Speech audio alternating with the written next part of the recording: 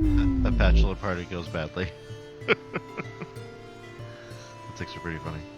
Oh, right. I got so I'll turn on my camera. Okay. Yeah. Hello, Melp magic missile. Melp's acid arrow. Minute meteors, come on, gotta hit the trifecta. By the way, Scott, that Mighty Memes nearly spit out my drink when I read that one. Well, I aim to please, sir. Which one? Did the classic WoW one? Oh, Yeah. the classic WoW one. I'm 32 and my girlfriend's 13. Could we still do quests together, or are levels too far apart? Sorry, kind of new to Warcraft. Yeah, that one. And then the best part is like, thanks a lot, guys. I picked her up from middle school earlier, and we're gonna get questing soon. As soon as she's done grading her students' paper. It's like, dude, it's such a wild ride. He keeps fucking with people. I mean, Yeah. I can just imagine the comments on that thread and the emotional roller coaster that would have been amazing.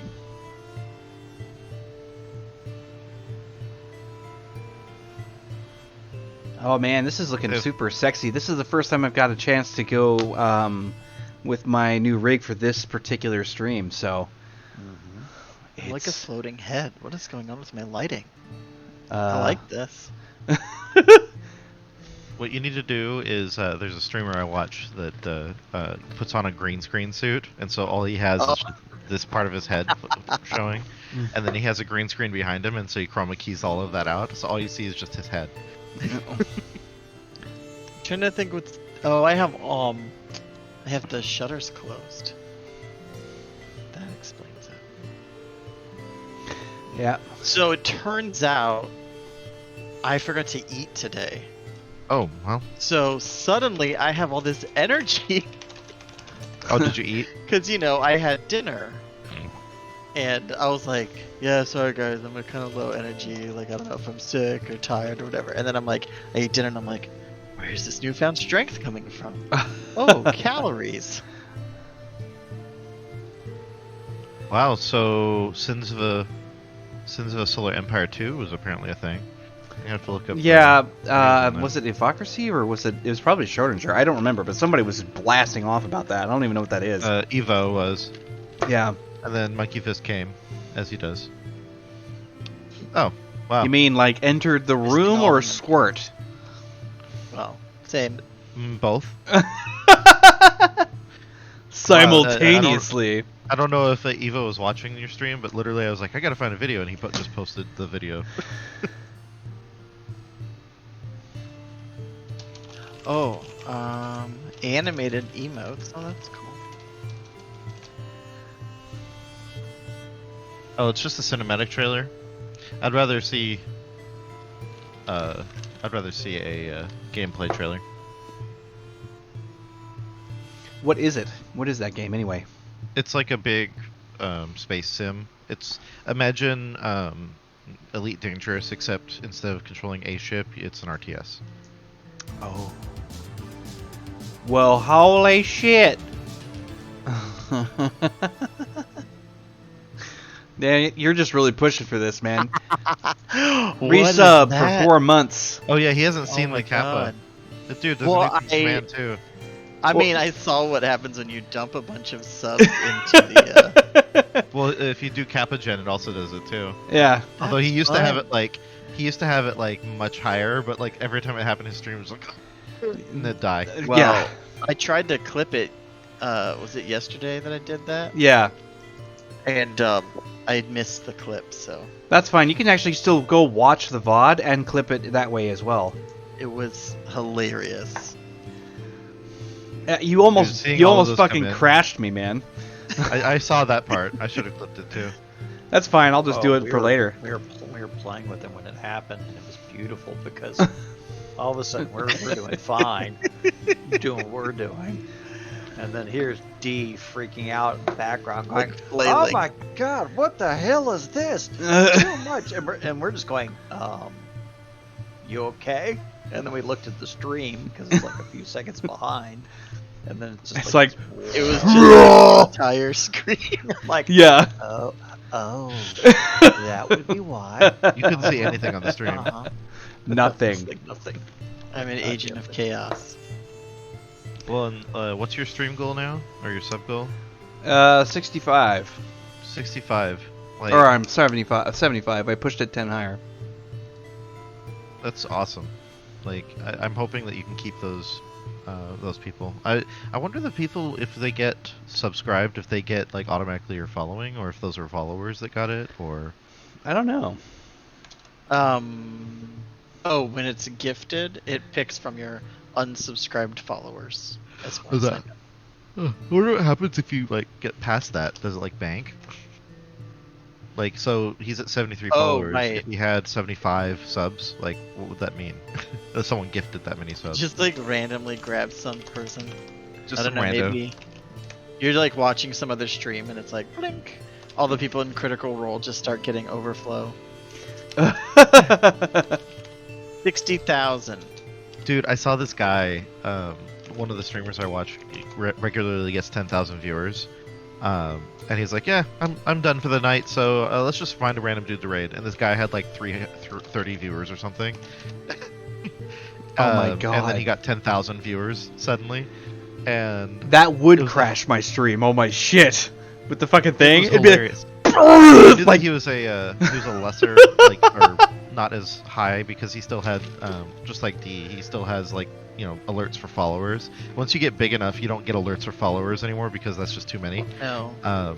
So this guy, it was really funny, because watching him, I watched him for like maybe 20 minutes after the raid happened, and all he was doing, like, literally for the 20 minutes, just thanking people, gifting subs, or subscribing, following, donating. Like, that's all he was doing. Like, he was like, I'm way too drunk for this, and he was just like, it's really funny. That's hilarious. God damn. Oh, Schrödinger GamerCat said that he's been gifted to a stream he's never followed, so I guess it does randomly pick. Maybe if you, Yeah. maybe it's just random viewers. Like, you viewed this stream before, so here's a sub. It Like, might if you can't branch find out. someone. I don't know. It sounds like a spider bot almost. Just like, just track it down and go that way. Monkey says his nipples are so hard he could sculpt diamonds. So he's a fan, is what I'm seeing. Yeah.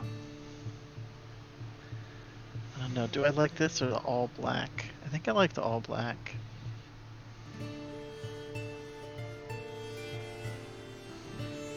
So hello, it's been a minute. Yeah. Yeah. We like pieced out for like 2 weeks. It feels like, was it 2 weeks or just one? 2 weeks. Yep. Because everyone was gone 1 week, and then people were like sick and gone the second week.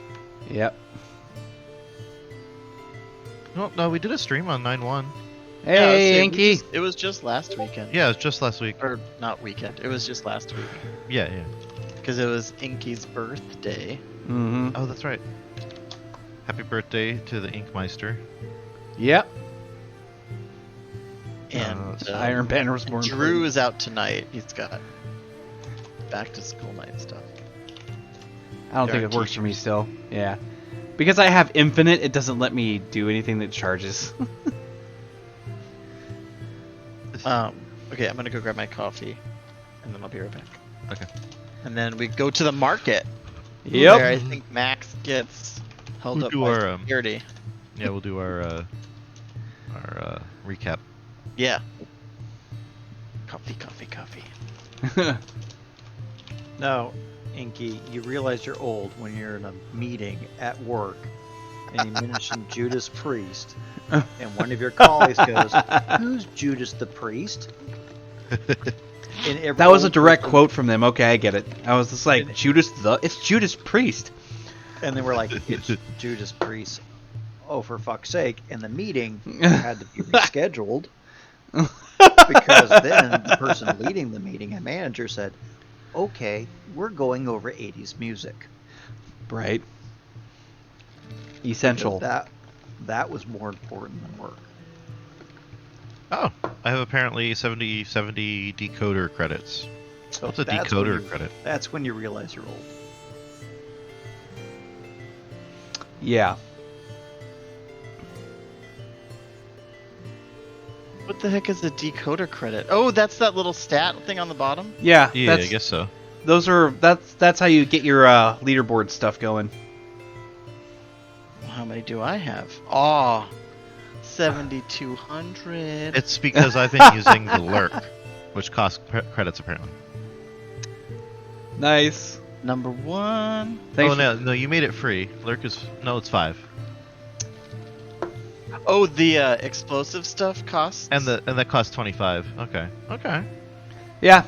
I'm not large enough for where people can't just spam it, where they have to do like global cooldowns. So I was like, I'll just put a cost in there so it takes IP instead. It's a nice little measure. Yeah, cool. That's cool. Nice little engagement tool there. Watching these fucking things just explode. Does it explode out of a specific part? It's random, Okay. I think. Yeah. Well, now I'm It's kind of random on the screen. It doesn't always appear in the same place. But it's always an explosion. It was right next to. Oh yeah, that's a different spot. from Yeah, it- it's random. from last Okay. time. Trying to We're just see having if I fun can with the see stream. Right? We're- It's like, we're ready to You're play happy some already? games. Let's do some fucking commands. Are you here? Oh, he got his coffee. Okay. Yeah, he'd be caffeinated at this point. Okay. So let's see. Last time. My child is selling coffee. Does anyone want to buy coffee? Oh, what kind of coffee? School fundraiser. What kind of coffee? You can't just say coffee.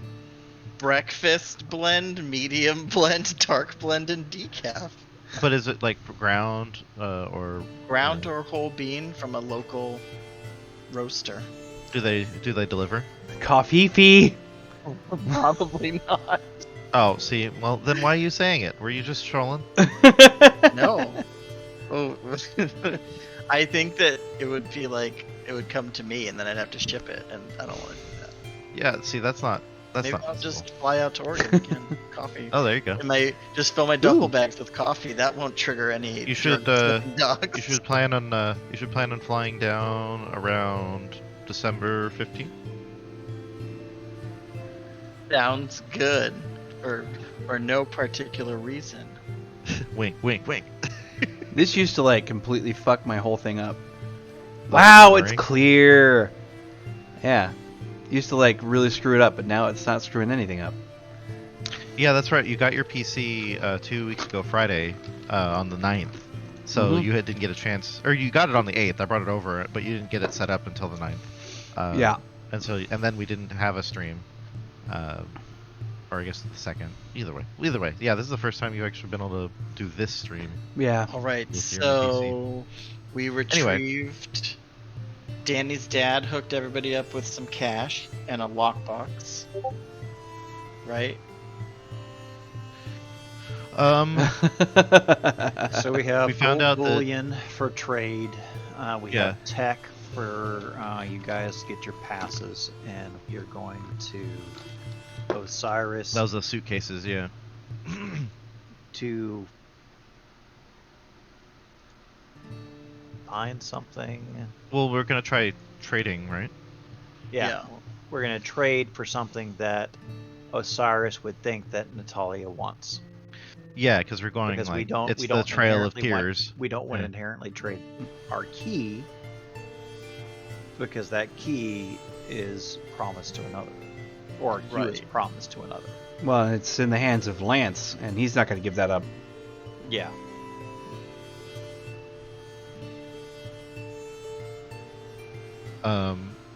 Yeah, we got 555,000 worth of gold bars credits.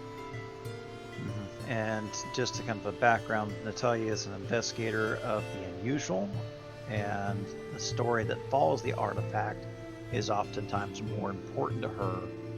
That's That what I it wrote has down to too. have supernatural ties, and she will know if it doesn't meet her Yeah. expectations. We don't fuck with her. Yeah. So it's like we don't want to try to deceive her because she's an expert in her field. And that's where we're at. Yeah, because I remember stopping us and describing how we're like 3 tiers deep on a quest. All we're trying to do is make it so that people aren't trying to kill us anymore. But to do that, we need the Sands of Time. To get that, we need to get this goblet. To get that, we need to get Natasha to trade it off. To get that, we need to get an item.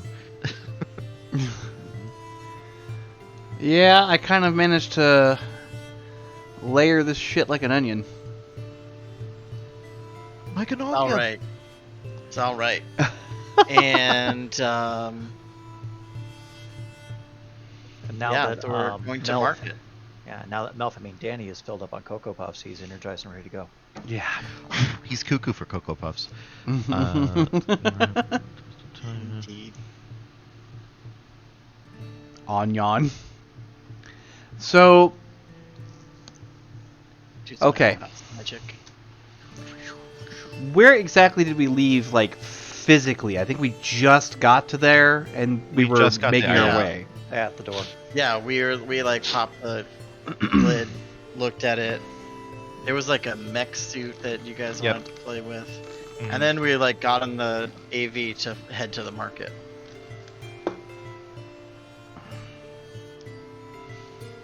And we needed a pass for Danny and Max. well, we got to come up with an excuse for why Max just ditches. Well, I think Max that- would have his own thing going on, if I'm being honest. Like, Well, but he was with us and engaged, so like he just is like, you know Well- what? I'm not actually gonna be here. well, he would go off and do his own thing investigating, because if he gets obsessed about what's not right to him, then he's going to go follow that trail. It's not like he strikes me as being quite impulsively driven, not unlike his predecessor. I could easily see Max like if he's got, let's say, bigotry over supernatural, not being comfortable going in the market. Right. That's true.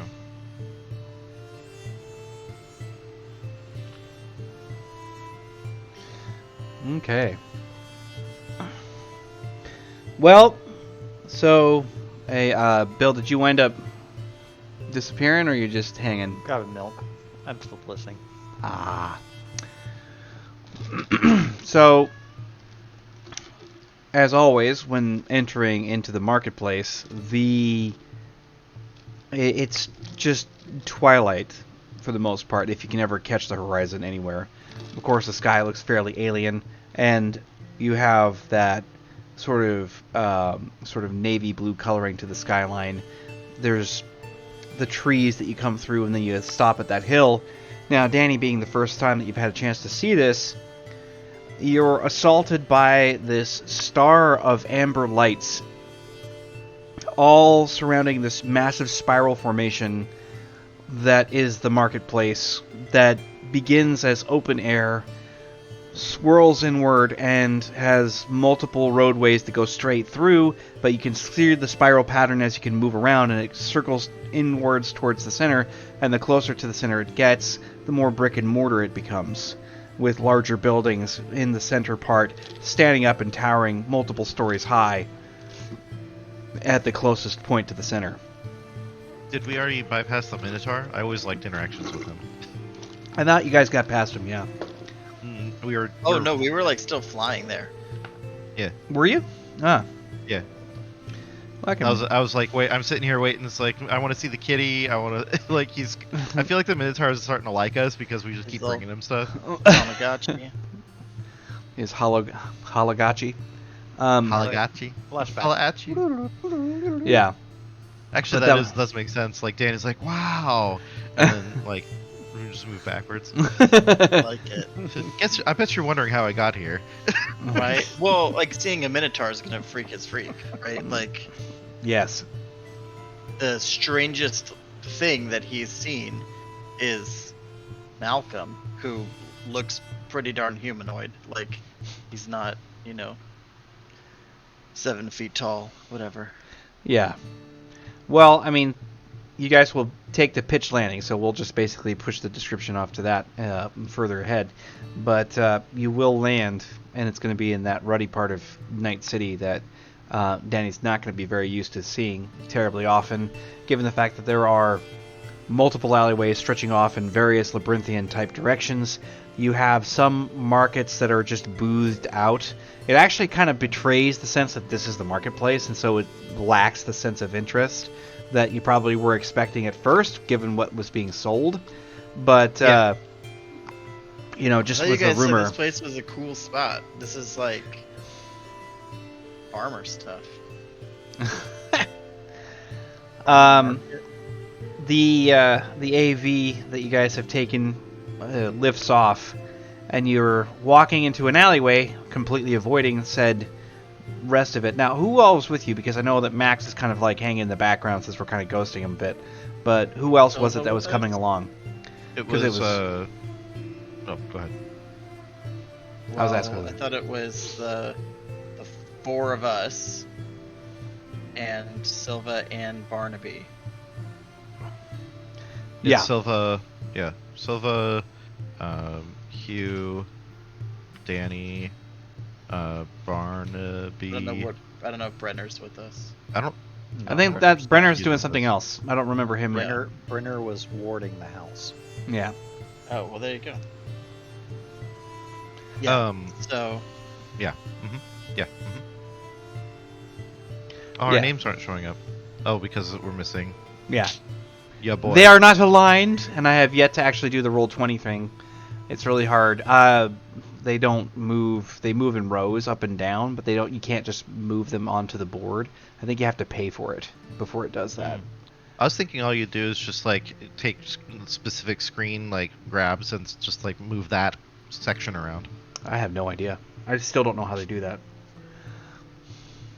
One of these days I'll come over there and we can just do another stream like thing.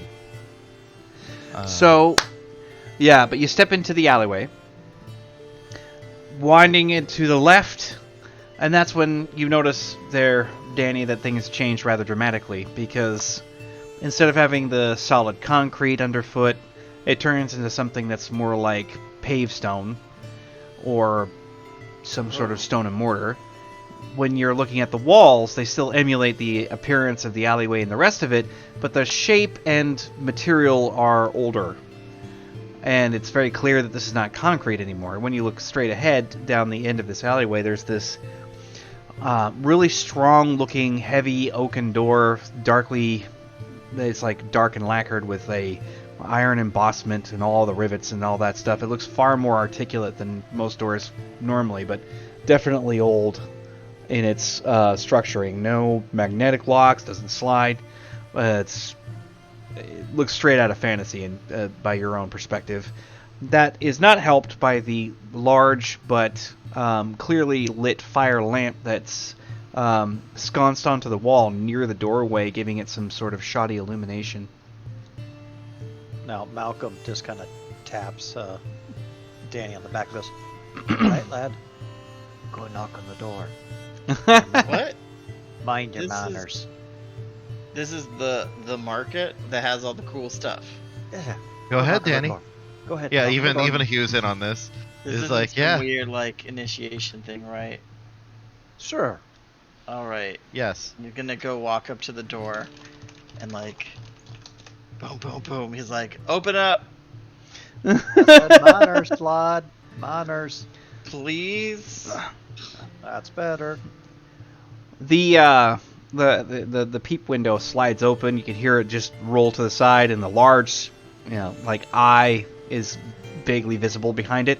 You can hear something like breath pushed against the door really harshly, and it's like passes, and its breath, its voice is enough to actually rumble the door a little bit. Dude, this guy is ugly. From what little you can see of him, it's a window like this. He smells like earth. That's a good observation. Now, What- remember your Does he manners. have? What passes are we supposed to? I don't have any passes. The Hugh pipes in and is like, "We have something to trade for you, Mr. I forget his Well, you're name. trading me, right? I'm holding up the briefcase of Yeah. the suit. Yeah, it's I like wrote down And his then name Malcolm at some looks point. at Barnaby and goes, "Ah, the lad's on to us. We finally have a chance to sell them off.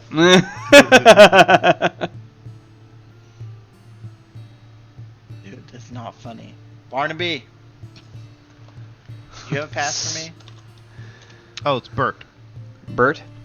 Yeah. So I say, we have something to trade, Mr. Bert. Remember, it's you. How's it going? And it's like, you're hard to forget. And he looks at the briefcase that you're waggling at him, and he's like, very well then.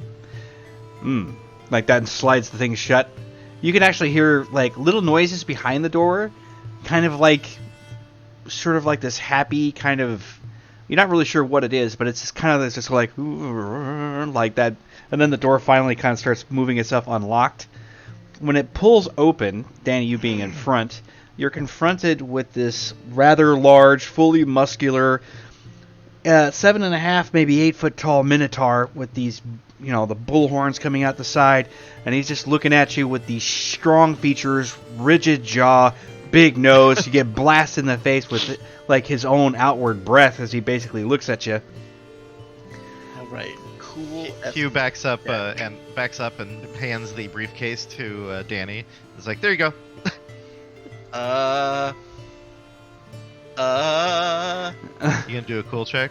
Oh, you get to Yeah. use the reason thing. We learned about that 2 weeks ago. What? Remember, you can do Dice Maiden and the roll and add a reason. Oh, dude, like okay, let me see. if any of us remember Cool how. essence check. Yeah, add that reason.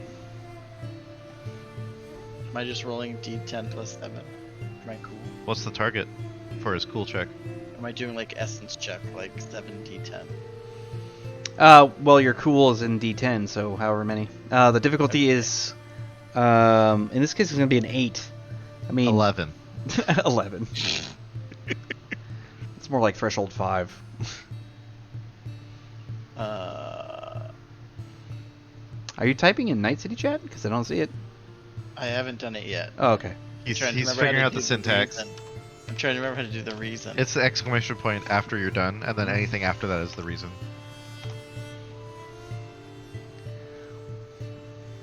I forget. Nope. Yeah, I think you have to have a space after cool essence.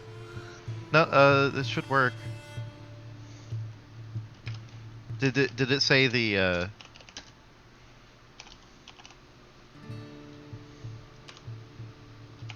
when you put slash, did you like copy it in there or actually say message? Because that's the bot Yeah, see, it's working for me. grabs it. Oh, here we go. You may have just copied in the message and the bot didn't grab it. Yeah. Okay. Oh, there we go. Sending command. Yeah. Mine's the example, of course. Do I roll better than you? No. Actually, I got- Danny did better. I got Nice. 2 8s and a 1. Oh, I forgot to put in the fail. Well, I That got was the one one. success. So you're able to keep your cool. Yeah, I mean, you keep it, but it's kind of like, like, you actually feel that sensation, like your stomach tries to crawl out of your asshole for a second, but then Yeah. you end up, like, stopping yourself from that point. You're holding the briefcase, forgetting the fact that he gave it to you. And then he's like, he, like, leans over, so now he's, like, looming and towering over where you're standing. It's like, what do you have? McDonald's, one of your cows got out. That is him losing his cool. And he's just holding the briefcase out. Yeah. You happen to notice out of the bottom left corner of your eye that there's a small holographic cat purring and musing around his large hoofed foot. He, like, takes the briefcase and turns it over. It's just sort of like, unusual. I should He say was the like, same he like thing. whispers. He whispers like, "Open the briefcase." He says that to Bert. Right. He's like, like that, holds it in, like, one meaty palm for a second, pops the case open, doesn't quite get one of the glass, so he, like, pulls it, and you can hear it pop, and the glass kind of breaks for a second. He pulls it open. What was inside this one? I don't remember. It was an exosuit. It was an expensive exosuit that folds up into the suitcase. I Yeah, remember like the Iron grip Man that- 3. Yeah. The Yep. Like, yeah. We're making a mecha minotaur, okay? yeah. You guys are bribing the shit out of this guard. And then Hugh pops in and is like, "So, Bert, what you do is," and then he shows him like how to actually attach it so he can like see what it does. Oh, I guess I should do a check for that. Let's see if I can actually show him that. Let me think. Yeah. That's I a like, didn't robotics we figure it out? It's gonna be an advanced tech in your case. advanced tech. Yeah. Well, we figured out that what it was, but we didn't actually try to apply it. Nice. Oh, my base is 5. Oh, this is gonna be good. I totally forgot Dice Maiden went to / commands. 1d10 plus 5 exclamation point reason advanced tech. Dice Maiden is thinking. It's a 3. Do I help? Your Paul? result is an 8. Oh, Where'd you yeah, put I it? guess it is. I do not see it in Night City chat. It's in Night City. Oh, it is. Yep. Okay, I'm always checking for that. It looks different to me right now for some reason. All right. So you got an 8, which means that you're kind of like, I think, like it does come with its own instructions. And Oh, so Hugh, I'll read that. yeah, Hugh would actually be able to pop it over. He just takes the small data pad and goes, blah, blah, blah, blah, blah, scours it over. You have a give yourself like a +6 on your next one just to get him to, Probably one more. yeah. Well, because he's got to figure it out and understand it. Ah, the gift that keeps on giving. The Minotaur who can't Sure. figure this piece of shit out. Make a tutor check. Yes. Basically. Should I do a tutor check or no? Why not? Okay. You're like, too bad I maxed that Ooh. one out. I maxed it out. D10 plus I 8. did. I did do education. We don't need no Uh, education. Except in the Shadows game. And Yep. Which is absolutely key. And critical to your future. There we go. Oh, that rolls nice. I have a dirty dice bucket. That was me. Hey, in that works was out me really in good. Geometry. Why am I going to need geometry? Then I got into fencing. I even put in the I like it. Mod. I put the plus mod. three. So it's 18 now for Yeah. tutor showing. Nice. Yeah. Well, so RTFM. whenever this thing finally engages, it is able to do what it's supposed to do, at least to some degree. One slight addendum. It has to adjust to the enormous size of the barrel of his chest and his enormous thighs and backside. So when it contorts itself, he looks like he's wearing a short-sleeved shorts, kind of like 1960s style swimming suit, but made of armor.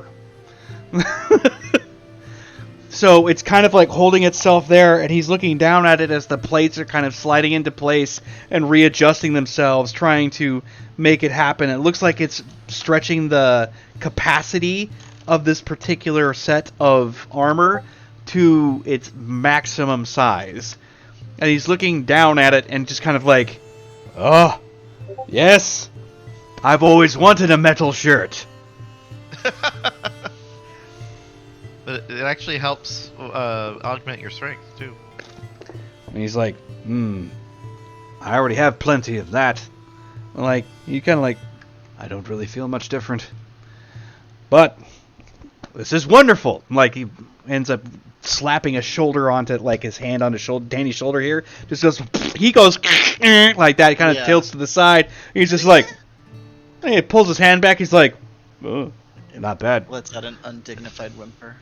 Did you take like 10 damage? Jesus. Just shatters his whole left half of his body. He's like, alright then. Good enough. He like takes the case and looks at it and tosses it to the side. Leaves the metal shirt on. Fetches from a singular pouch what looks to be a medallion with the market symbol on it and hands it over to Danny. He's like, you may return when you wish.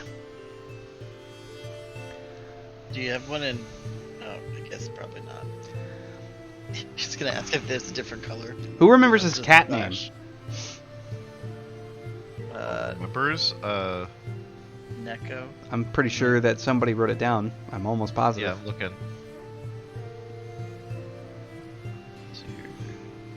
So Danny's gonna put his medallion on and like look to Barnaby and just be like, "What did you give him?" And he's like, he holds out his pass. He's like, from his pockets, like, You can just put it in your pocket, and I Was gave it him. like a smart pass? I just have to have it on me. You need to show it, yeah. And he ended up getting. I gave him my LTL taser. What? I could just give him it. Oh. Oh well. Wait, we made this cow have armor and weapons?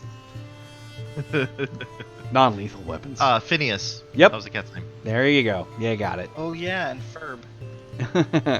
No, it's just, but the cat's down below. The cat meows a slightly metallic, hollow-sounding meow at him. And he's just sort of like, "All right, yes, yes." Like you guys come wandering inside. He shuts the door. It's like, "Let's go, Phineas. Time to eat your little nom noms." Like that. He starts stomping off into the Nom-noms. yeah, and then he just like points off and down. It's like, "Path down that way towards the market. Can't miss it." So Danny's just gonna be like, so you guys made lots of cow jokes, right? Like, all right, I don't need to do any more. I'm sure you did lots of them. He I just kind of mean- like nervously babbling as they Well, walk. He's like, "You've made lots of cow jokes," and again, in the background there, you can see him messing with the little smart brace thing that the Holagachi's working with, and he's just sort of like, Yeah. "There you go, you get some food." Like he's like talking to this cat in a pile, like we're talking a huge Oh my pile of gosh. like fresh, like that kind of canned food you'd give your cats only once a Yeah. week, but just like that, and he's just cooing to it. And and that happened, Malcolm just looks at Danny and says, "No, Donnie, because if you make a cow joke, he might rip you in half." So I'm guessing this is like one of your different weird worlds, right? We're still in the No. city? Wait. And then we flashed Yeah, the it's- cityscape where He Danny's said, going. says, "Welcome to the marketplace," and then yeah, that's when we got into the big spiral and all that fun stuff. There, see? Oh, I don't Segue. matter here, do I?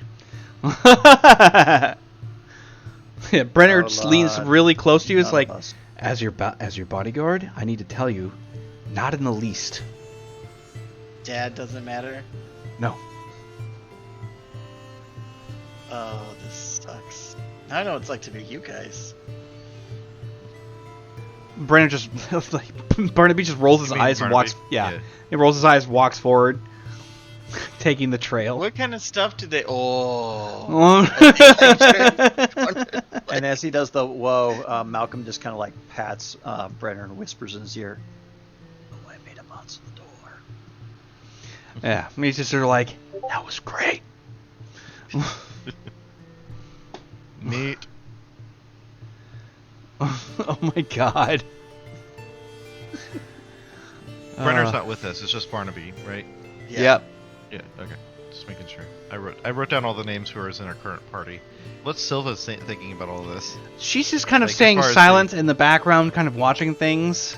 I believe she already had a pass, if I'm not mistaken. Yeah. Yeah. She was here last time. Yeah, that's yeah, right. When I was looking through the notes, Max already has a pass too. He's actually been to the marketplace already. So Yeah. So everyone but Danny had a pass, and now Yeah. Danny has a pass. Silva's just kind of keeping to herself and sort of staying back of the group. Max as well is kind of standing there, but she's just kind of keeping an eyeball on him. When you finally get down the winding trail that leads to the floor of the valley there, you enter into the marketplace. The open air part of it being the first thing that you encounter. Of course, the assault of like alien smells, sights, strange creatures doing strange things, and there's a lot of commerce going on. You're actually seeing a fair amount of this gold going back and forth, trading hands between those who buy, those who sell. And it's starting to make more sense about the gold and the rest of it from what was being said earlier from Danny's perspective. He's intelligent enough to start wrapping that one up. Yep, Where did we keep the gold? Like, in the other suitcase. And isn't gold super heavy? Yes, but it's only 20 pounds worth. Oh, okay. Because 555,000 credits sounded like it was a lot more than just 20 155,000, which is what 20 pounds of gold is worth. No, you said it was 555,000. I think Unless I said I heard you wrong. 155. I don't know. Hang Well, on. I'll amend it then. Boop. I'll just Anyway, so what distracting thing can Danny see closest by? anything. We're talking like Scholastic Book Fair. Like, are there Lamborghini posters? Like I'll be right back. a whole wall of like Goosebumps, nunchucks. Like he is gonna be Oh, looking for something it's exciting. slightly shifted. Yeah, I must have said 555,000. Yeah, that must have been correct. In my head, it was 155, but that's the reason why I have you guys write this shit down. Yeah. Sure enough. Okay, so it's a little bit more than 20 pounds. So I guess Malcolm's the one who's hucking it around, or we're all. I No, guess- just inflation.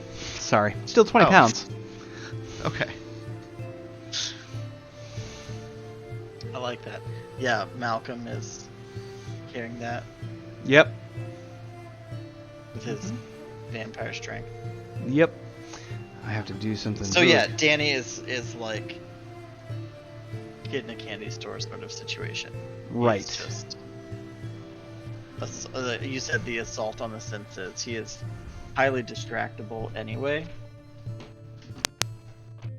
And I'll leave you guys to do open comm for just a second, and I'll be right back. It says, well, Donnie, it's basically don't make bargains with people, don't accept food. Oh, now you said that, I wasn't even hungry, but now I know, I already regret it. We have. how do we buy stuff here? Well, we do it with the gold your father gave us. But that gold has a specific individual that we need to talk to. And that would be Mr. Osiris. Like the Egyptian guy? No, it's just a name. Just a name. Does he need all of the gold, or is there Well, like a it cash just point here? It depends. We don't know yet. In the end, he may just want it for favors, at which point, I mean, it is your gold. I mean, it would be fun to go shopping, right? Malcolm looks around. Well, I learned the term drip broker today, so I Danny's can't gonna fault say, you. My drip broker would love this place. Oh, it's Anubis, not Cyrus. Okay, it's Anubis. Correction.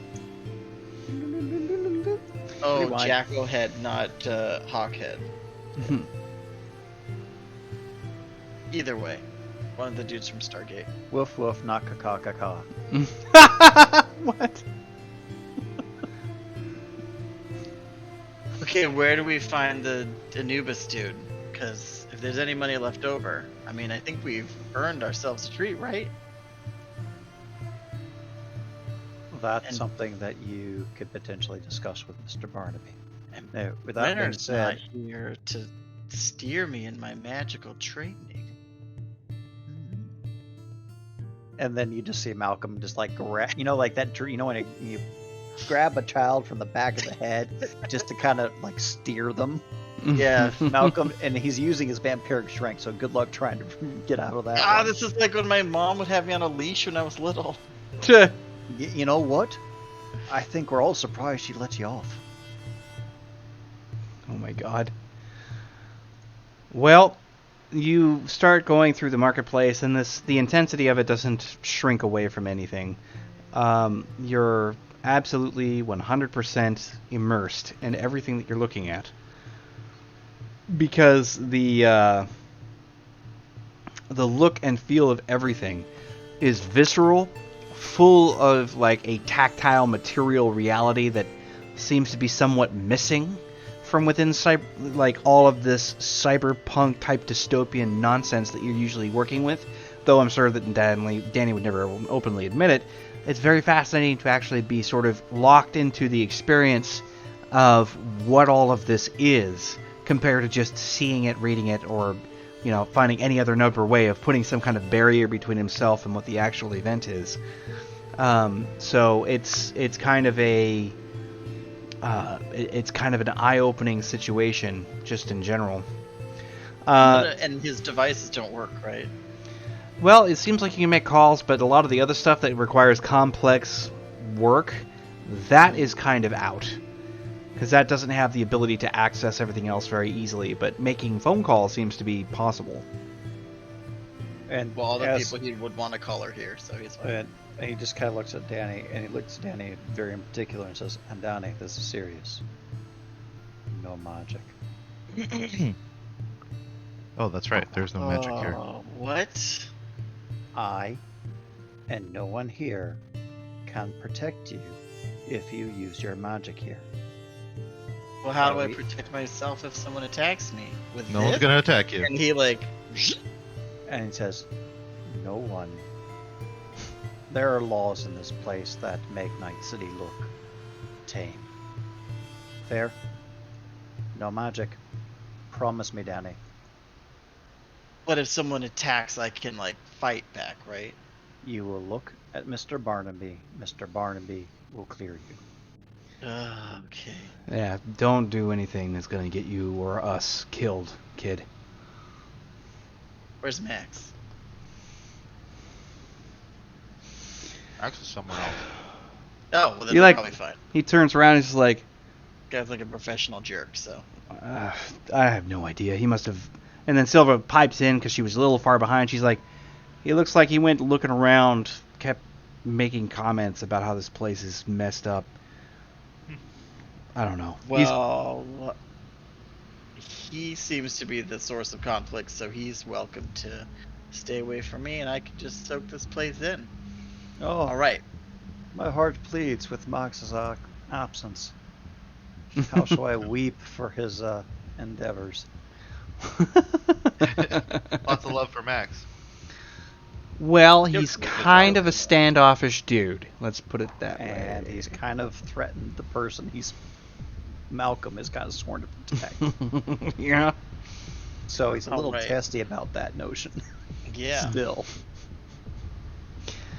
So yeah, you guys are moving through and doing what you're trying to do, which is getting a move through the marketplace to get to Anubis.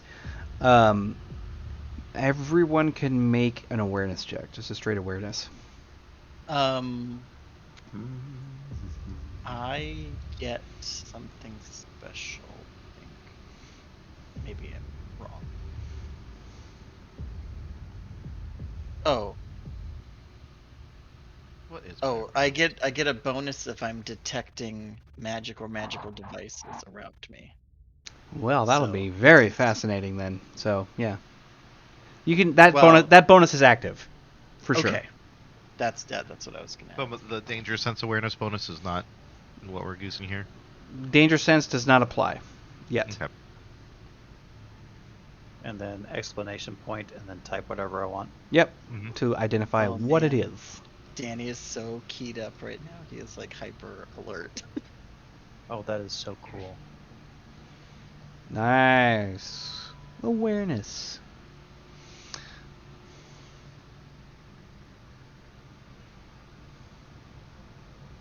What's with the fail one? Because it fails at one, doesn't it? Fails at 1. Let me redo that. Well, it doesn't operate the same way that multiple dice do.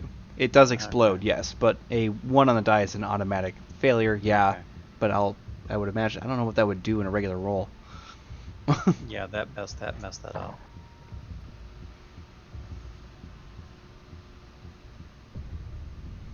$25 for Danny. Yeah. Wow, Danny.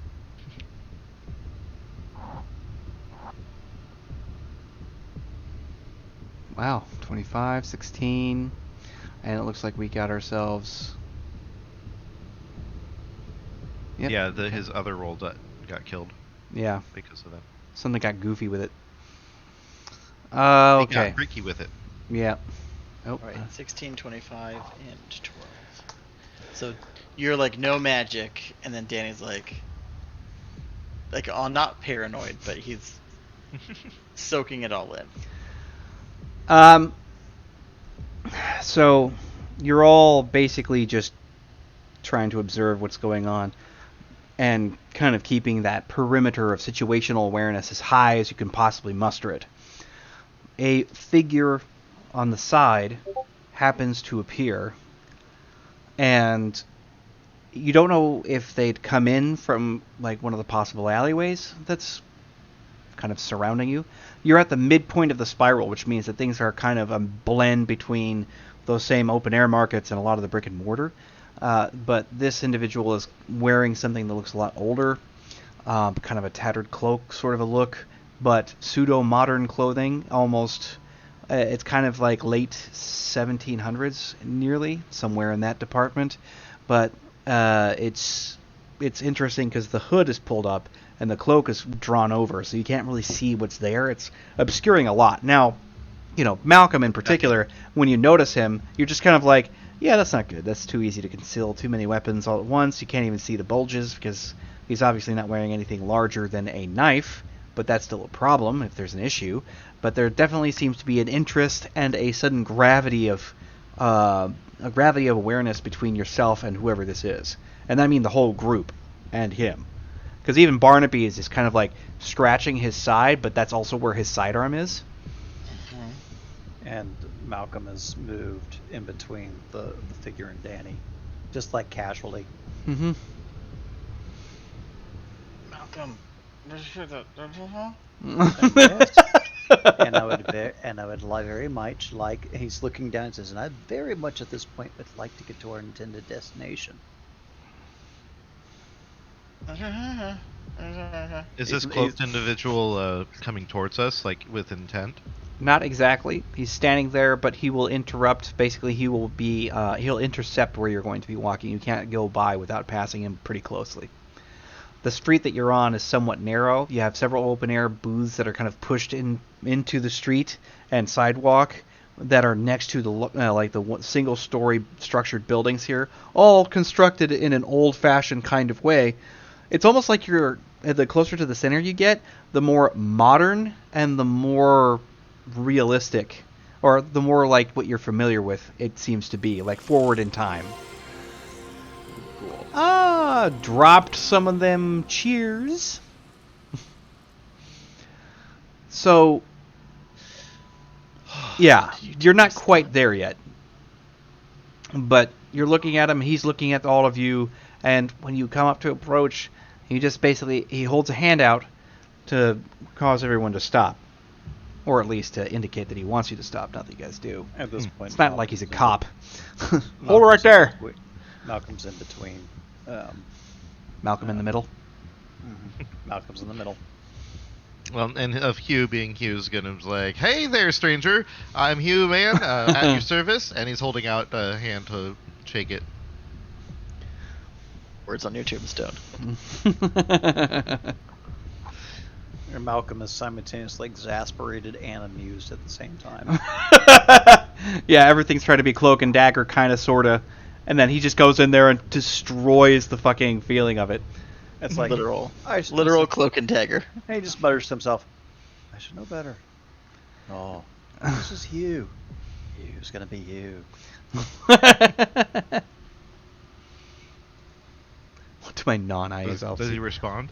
Yes, he does, but I'm going to give one more description here, because Danny, you're noticing he is definitely assorted with various items of power. You can sense that when you're looking at him. Some of it is glowing shapes. There's a little bit of that, but it's actually, try to imagine sort of prismatic iridescence kind of focused in certain areas around his person. On the shoulders, at his waist. You can see like that. I can see the resonance, kind of. Yeah, you can kind of see what's going on there, but like I said, it's almost like you're looking through a prism of light, and where the central focal point is where these strange sort of like light beams sort of emerge, but they're subtle enough that they're not like blind, but you're seeing clear, distinctive, like circular patterns of iridescence around where he's standing. Okay, I want to try something. Fuck yes, I love that goddamn GIF. You're a robot. Danny is gonna say, in Gaelic. He's gonna try? He's gonna try, because he's been spending all this time with Brenner. God.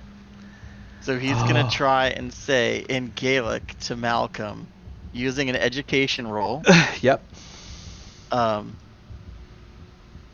He has magic. That's all he's gonna try. basic and say. three words in English, but you know, And probably like he magic, right? yeah, yeah, something like He that, be magic. something along those lines. Okay, but my education is a 12, so we'll see if Danny's been picking us up because Brenner like curses in Gaelic and you know magic. All right. In Gaelic, he goes, magic, motherfucker. That's probably what's gonna happen. Oh, Florida Okay. Majesty. I was thinking he was gonna say fucking diabolical. Yes. You're come a on. wizard, Harry. Anyway, what do we get on that? I'm eager to find out what the roll is.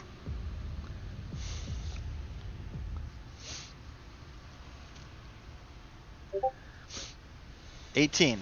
Wow.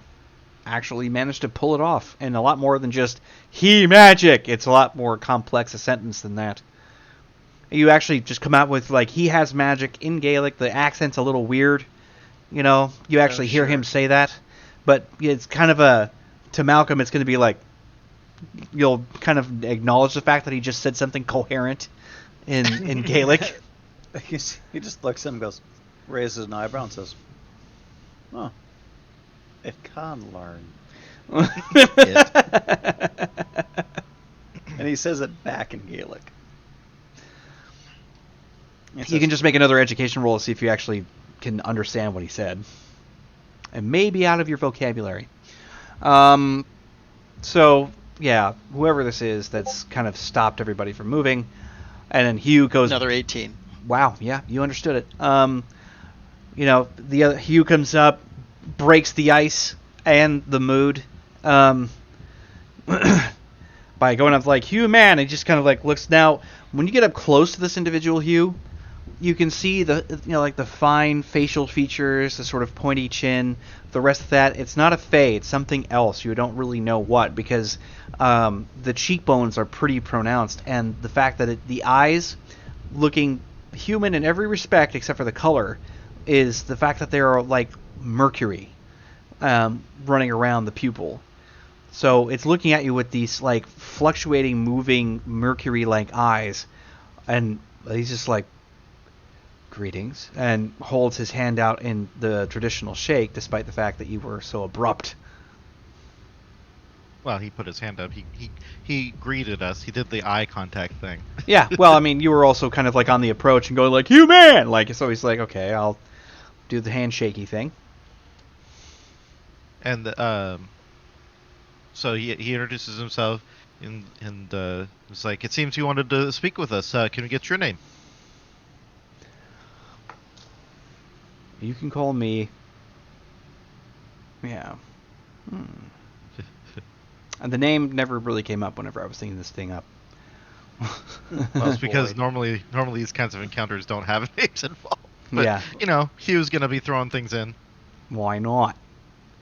I have a list of random NPC names to generate. I've seen a lot of strange names today. Speaking of that. Oh, nice. That's awesome. How about Flindell? Nah, a little too D&D. Yunta, Cassius, Brick, Utah, Gwennifer, Bjorn, Bjork. Agrippa, Ah, I have it. He's like, Poncho. the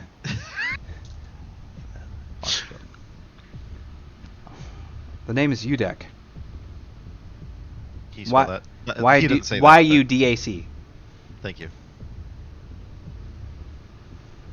Well, Udek, it seems that you wanted to talk with me and my merry men. He doesn't say that part, but me and my troops. What can we do for you? And as he's saying that, he's handing him his card.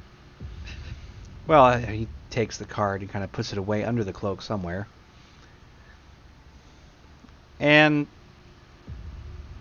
greets aggressively.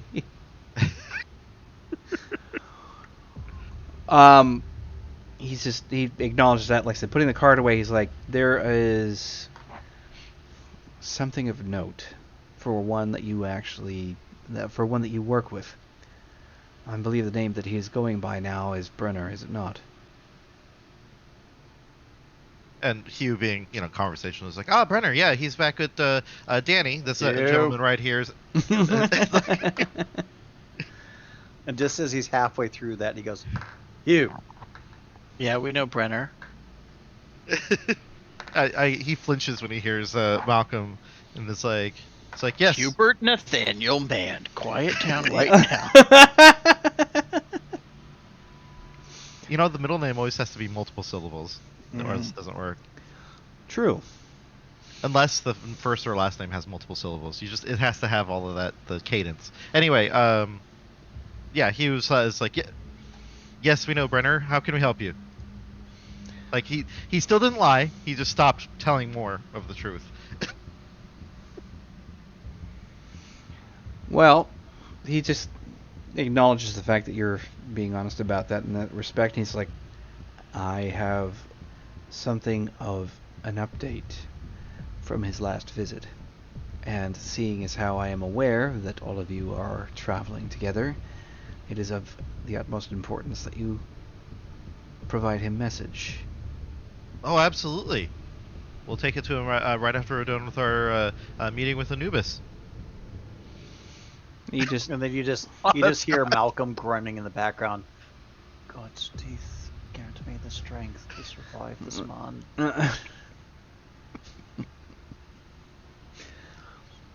He ends up handing you all a small envelope with wax seal on it. But Danny's gonna lean over to Malcolm and be like, "Aren't we not supposed to take stuff?" And it says, "You, no."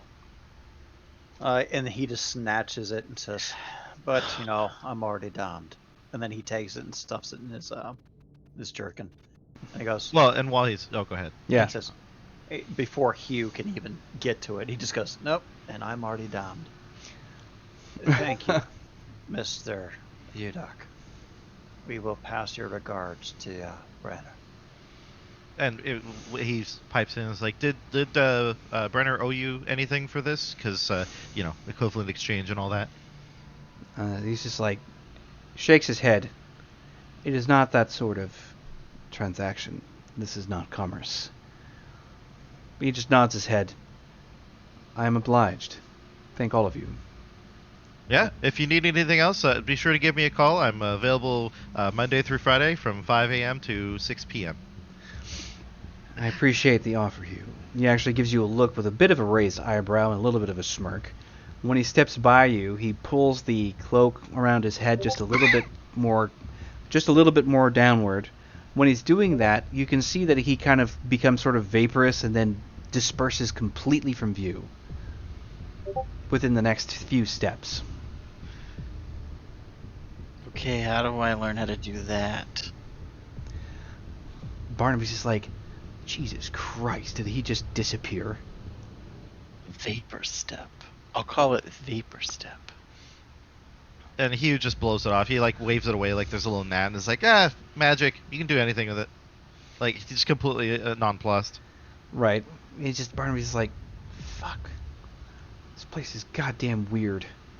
Hugh, I think we need to have a long talk about talking to strangers.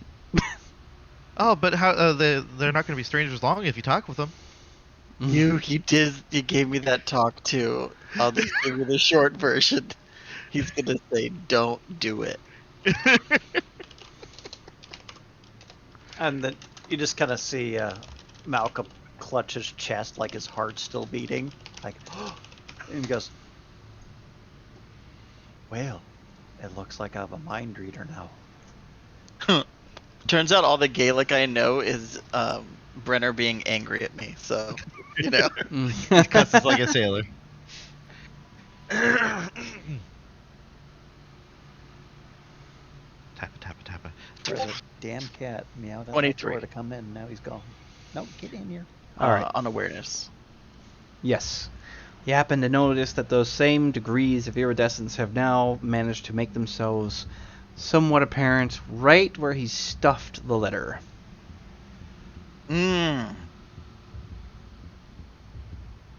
where Malcolm grabbed the letter. Yeah, he took the message. Okay. Malcolm. Hmm. That thing that you took, the letter, is glowing. I don't know how to explain it. Like, it has resonance. The same that I saw on him. So he transferred his resonance to you. Maybe the object is magical. Maybe it's like herpes. I don't. But you have it now. Which is why, before I even see Brenner again, we will notify him of that resonance. And Hugh's like, hey, I can I love it. see the letter? No, Hugh. If there's something on the letter and it's a private missive, it belongs to another. And Oh, I if didn't want to open the and if- letter. And if Brenner determines it to be, or this individual to be hazardous, then that's another concern entirely.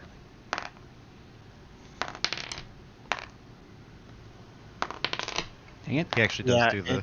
It just has a weird glow to it. You guys don't see the glow?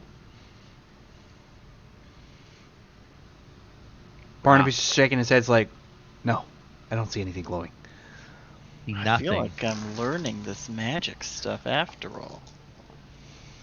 Well, You do have some talent. while Yeah. you're trying to contemplate this, I need everybody to actually make a body essence check. Oh dang. No bueno for Danny. What's the target? Target is 8. Okay. Did the exclamation point again? Damn. Okay. Roll. Body is 6, 10, explode 10, fail 1, target 8. You said? I got a success, woo! Nice. Dang, what?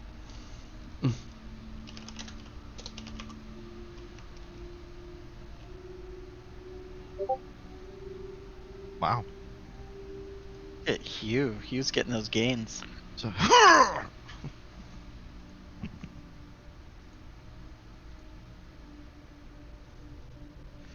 Okay, and then I gotta go for Barnaby.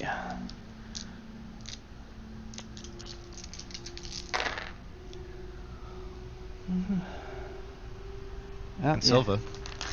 Nope. Just trick testa. Yeah, just check test it. It took me like a half second.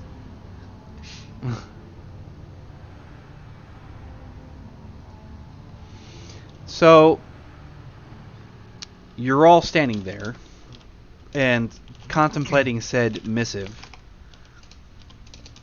And while you're doing that, there is this horrific fucking lurching feeling that comes rippling through. And everyone is standing somewhere else suddenly. And it's almost as if like the ground had just rapidly moved forward all on its own. Are we still in the same vicinity to see each other, or like? Oh yeah, literally, you guys like, are all in the same group. You guys are standing together. Oh, like people mover? We just like. Well, kind of. You guys shifted straight forward, or at least that's what it felt like. But the ground ended up moving towards you, and the scenery that was coming at you is totally different than the marketplace in and of itself. So it rolls by, so you get the feeling of moving forward with the rest of the reality you're standing in rolling the other way. And as you're doing that, you're out in the midst of this, what looks to be large grassy field. You don't actually see any buildings anywhere. You don't notice that there are plenty of trees, forest. It's very remote wherever you have now been moved to. But Is this what normally happens when you guys are in the marketplace? And He's Malcolm, like, nope. and you this just is hear new. you just hear a click of metal, and Malcolm's just kind of cocking his head, a little crack of the neck, and says, "No."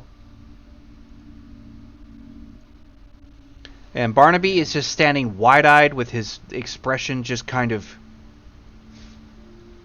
the hell just Oh, I needed that. happened.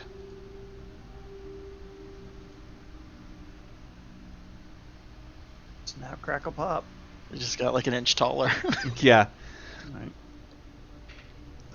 Okay. Malcolm's going to do an awareness roll. Yep, do it.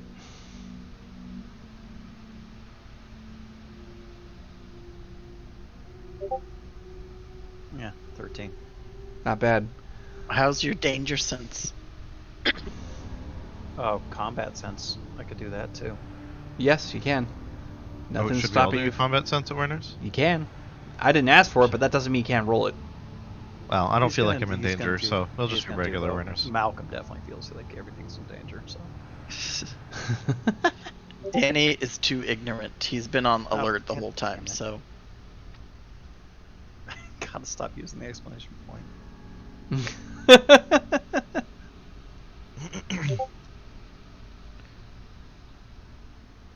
I mean, did I do it wrong? I mean, come you on. have to let it like. You have to catch. like, yeah, when you press slash roll, you have to press tab on it or whatever so that it says message. If you see Oh. message, then it's going to be doing Message? the thing. Tab. Oh, message. Okay. That's gonna take a little bit to get used to. And then we're gonna switch to roll 20. Damn. I got a pretty 16. good awareness there.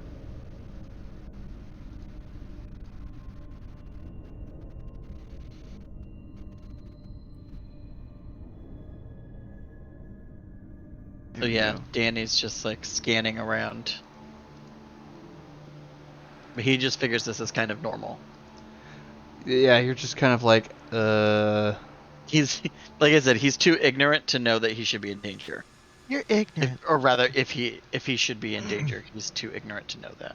He just thinks this is what happens when you go to the marketplace. Mysterious hooded figure gives you an envelope, fades into the darkness. You teleport, I'm in danger. right? Hugh's the other direct. He's in the middle. He's just like, well, this is interesting, and he's just looking around. Whereas Malcolm is like, shh, shame. Right, Malcolm, like.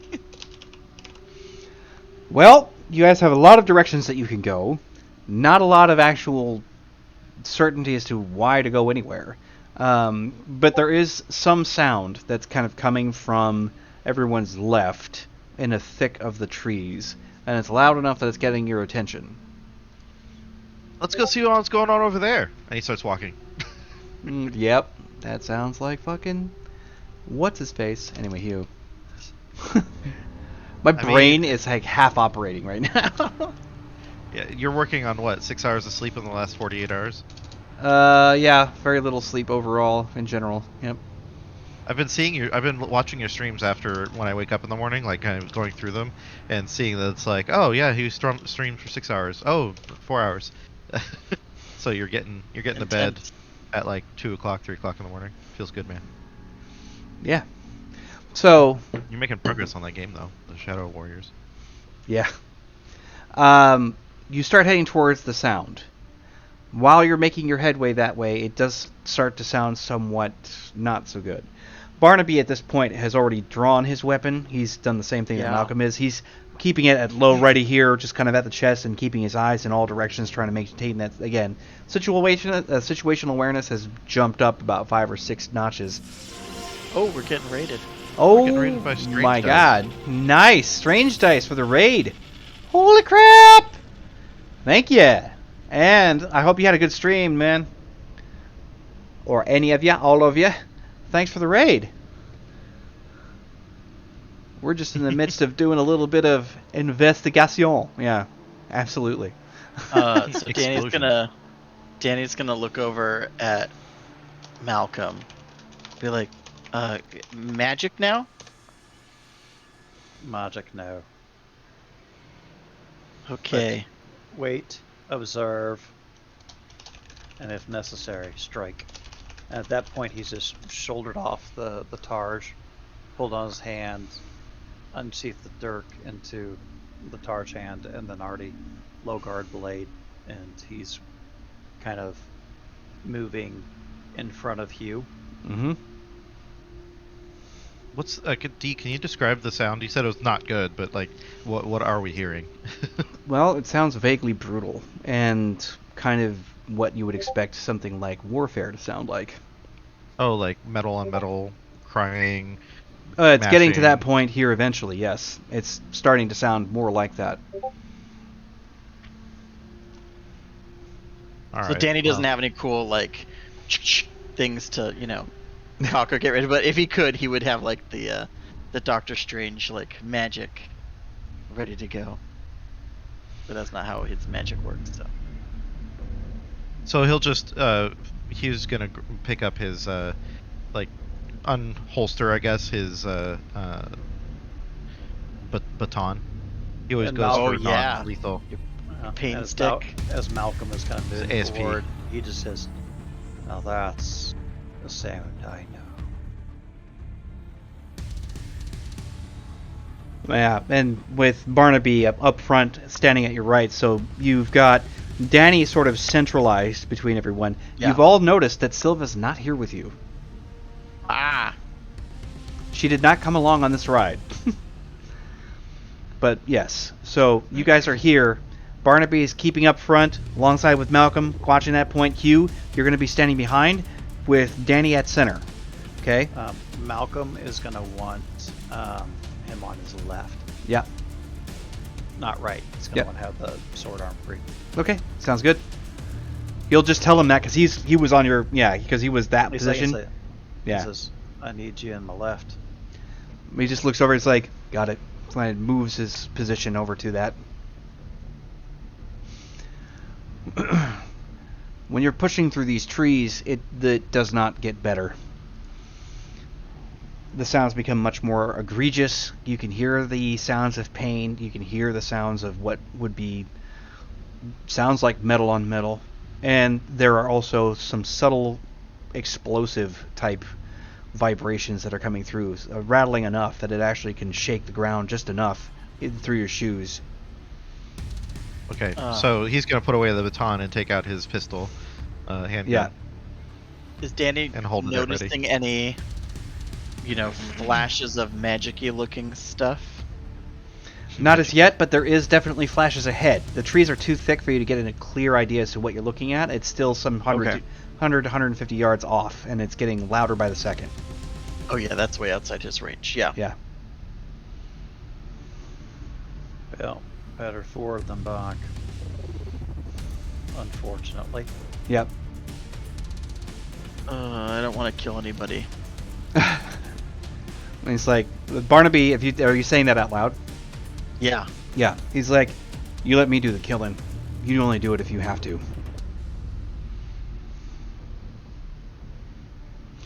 When you come pushing through the final stretch, maybe another 70 paces or so, and it's starting to get pretty thick in here. The scene that is before you is somewhat dramatic. You have an more open area, a clearing of sorts, but not one that's natural. It seems to have been created or pushed into it. There is some part of it that is natural, with these sort of enormous vaulted-like recessions that go into the side, creating a valley below that is a slightly high cliff, somewhere between 35-40 feet up, and then the floor of the valley below. But there are jagged flats that jut from the side of the cliff there, and there are means by which there are others moving upward. Some of these creatures in and of themselves don't appear to be anything that you guys recognize. They're coming up from the bottom part of the valley there, and you're just kind of looking out across this scene, and there's a structure that's sitting towards the top. It has sort of a classic appearance, what you might expect to be sort of more, I would almost say Japanese in its architecture, because you have the strange sort of like serifed edges, and a lot of the wall has that shingling on top, so it kind of has that appearance of it, but it's not a Japanese style in and of itself at all. There are people that have lined those walls, and there are creatures moving forward and trying to stall or attack or move with definite deadly force, attempting to get inside. You can see that there are modern weapons mixed with ancient weapons, mixed with other things. There is actual magic happening on those walls as well. You can see there are bolts of blue white light, and they're being launched into the base of that valley with really loud pops and white flashes. I mean, this is war. This is a battle, a big one. Malcolm goes real low, real quick. Yep. Yeah, I'm crouching too. Hugh's crouching. I mean. Danny is like, oh, like he's, slow on the uptick. Well, whenever they start to crouch and everybody's doing it, And you're shit slow. grabs. Barnaby's just pushing his ass down. Yeah. Right? By the back of his pants, just like. Yeah. So just a quick recap. There's a valley, creatures are coming up the valley, there's a structure, people's defending the structure. In relation, where did we emerge? Or You're come out? looking at the structure to your right along the same plateau, like you're on the same level as this structure. The structure goes up several stories inside of the walled area. So the walls are outside of that, right? But you're looking maybe about 70, 80 yards to your right. That's where the walls begin and the structure comes up. Down below is, roughly 35, 40 feet down. And there are these things crawling up and out. And they're trying to come up to this thing. Now, this is not a direct access point. This is more like it's direct back end. Like they're attacking the back side of it. Oh, I see. So, Okay, so we're still in the thicket. Yeah, but you guys you are can see out there this in going the on. brush right now, just watching the scene unfold as they're launching volleys of weapon fire and magic down into the valley at these things. Some of them are getting up, making swipes. There are very adept fighters at the walls that seem to be doing well in their defense, but it's hard to know exactly what or why, or it's all very unclear at this point. Those of you with previous combat experience, like Malcolm and Barnaby, can start taking a look and seeing what's going on. Wow. Well, let's do a tactics roll. Yeah.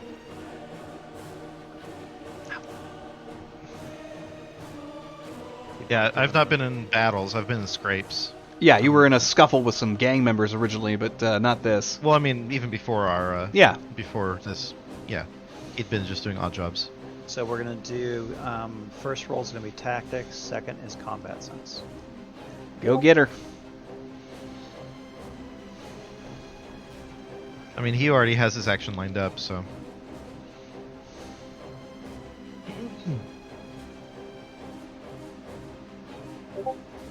Okay, so 22 combat sense with 13 tactics.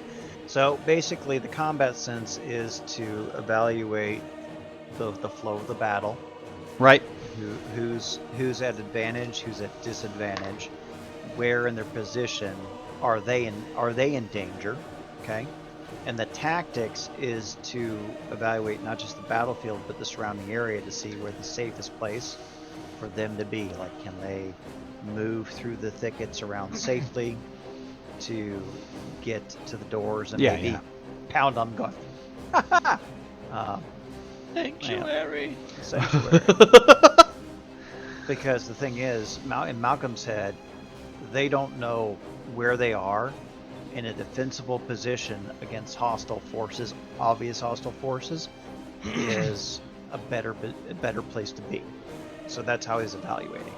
Right. So his roles is the combat sense to evaluate the battlefield and the movement, and the tactics to evaluate the movement and the relative safety. Well, all of that said, basically the the vibe you get, you start watching this as they pour in, and they keep pouring in. They don't seem to stop. You can't really tell where they're originating from. The angle from which you guys are all crouched down kind of blocks that view. You know they're coming down from below, but you don't know from where. And there are enough of them that it is striking. When you get to take a closer look at them, they seem to be bestial in nature. Your first and most immediate impression, if you want to make an occult roll as well, might be that they are Fae, but you're not sure.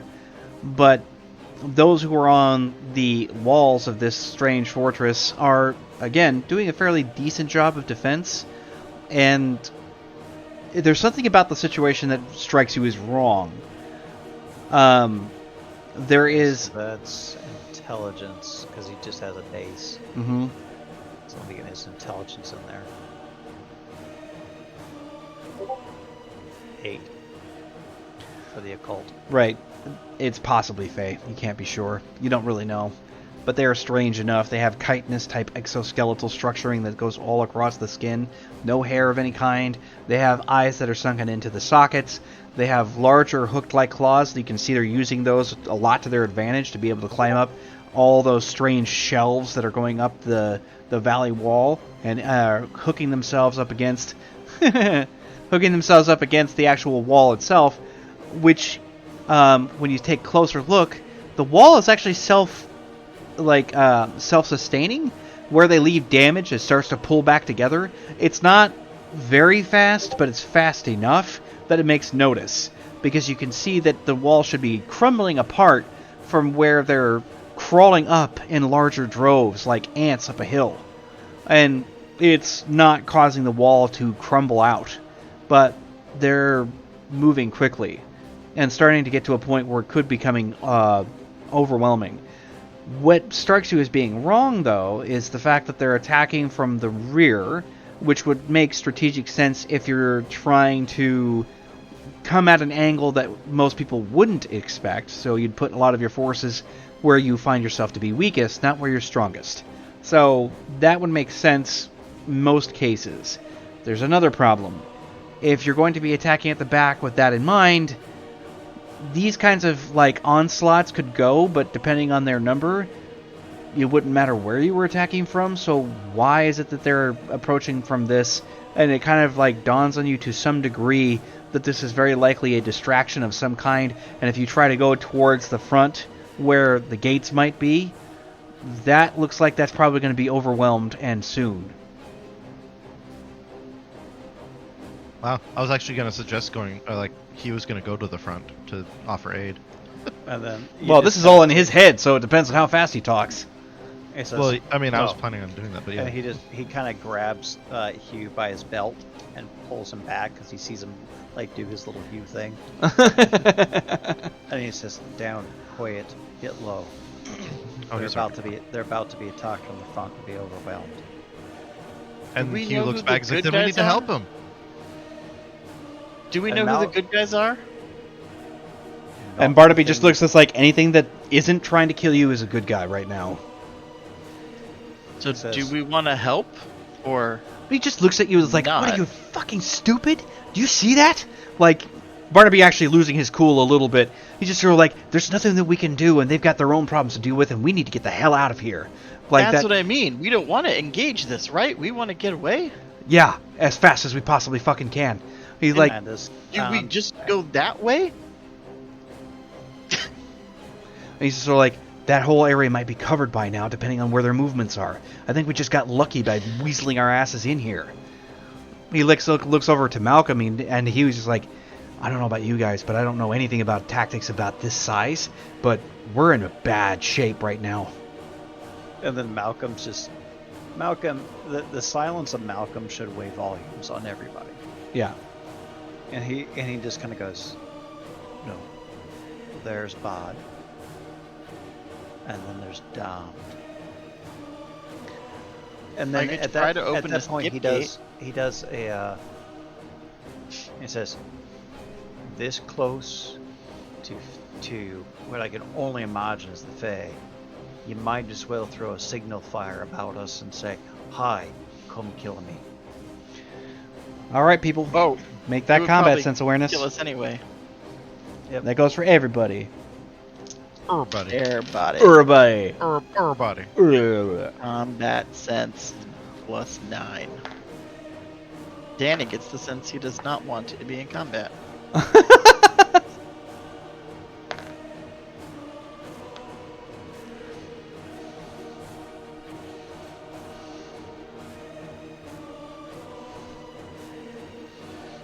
So he rolls a 16 because he's somewhat distracted by turning his head trying to explain how bad the situation actually is and how they do not need to go towards the fortress. Right. So while you are making that, making that case, there it is. Wham. While you're making that case, you have Barnaby apparently keeping one hell of an eye out because you guys are all clustered together. He ends up pushing Danny down, doesn't say a word, ends up bringing his gun up over the top of him, putting his body over the top of Danny as well to act as secondary protection, finds a hole between where Hugh is and this tree, and cracks off 3 shots. It's so fast that it's actually kind of unnerving.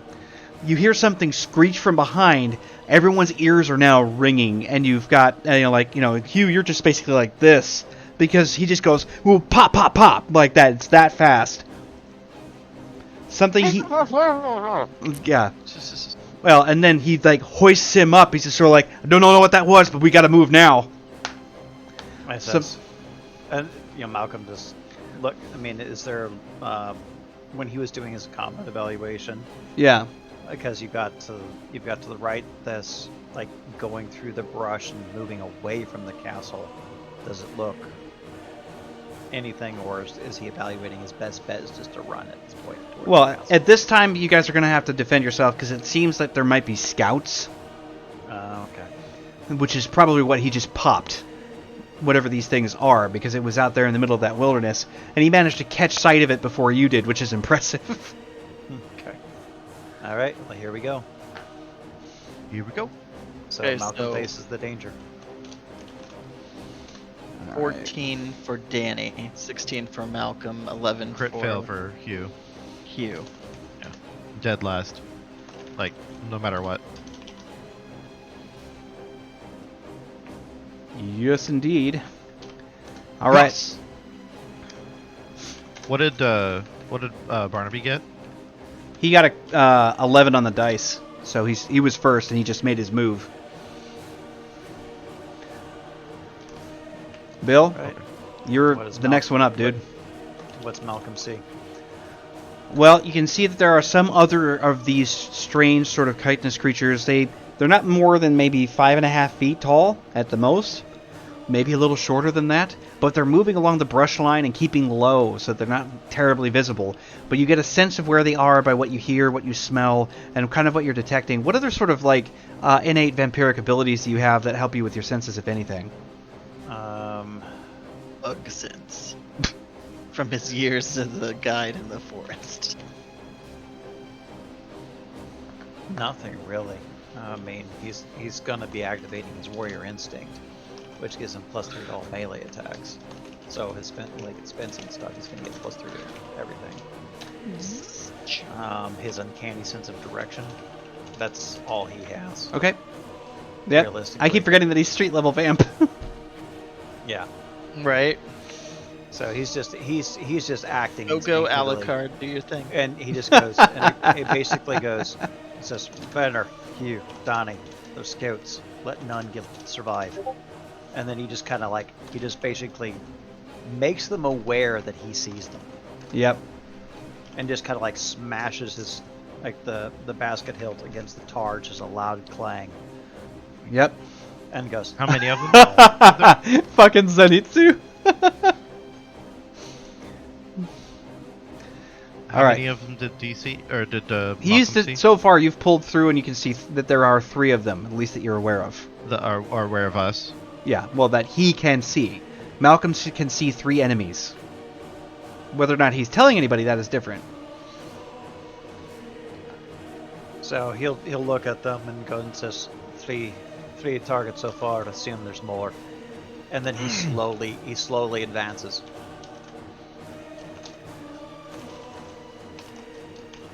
Because he's essentially inviting the attack, and then he'll use his warrior instinct, and that's 4 SFR, Yep. and that's his rate of the use for that.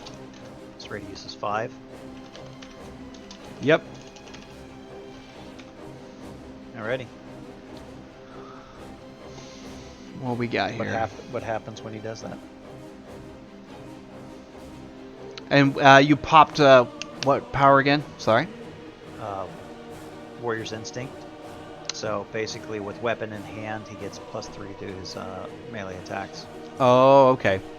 So he's got +3. He's got +3 with his weapons in hand. Yep. He's also got a +2 with fencing. So he has a +5 to all his attacks. Well, as long as he's using his fencing blade, yeah. Yeah, fencing blade. So that's why I compounded the two skills together. Yep. Well, either way, so whenever Malcolm starts to move forward here, because you guys are going to have to try and approach these things, Barnaby's keeping himself close to Danny and kind of keeping his weapon, like at present, moving forward, following Malcolm at point at this time, because he's trying to make sure that there's like a certain defensive wall. Malcolm has this strange kind of thing happen where there's almost like this feeling. Danny, you actually see it with your awareness of magic. Instead of getting those prismatic little like glowing rays that kind of surround something, you see almost like a sort of a murky darkness kind of pull around where Malcolm is standing. And it's only for a split second, but the way that he's carrying himself, the sword, and everything else shifts to where he becomes quite literally the point of the spear. Those things in his hand mean absolutely one thing for certain: to kill, to bleed, to cause whatever is in front of him to die, and do it fast. Nice. So, one is within close proximity as you guys are moving forward. It tries to come in and approach from your left flank, Bill, which is where you can spring on it. So he shifts and does his 2 melee strikes. Yep. With his sword.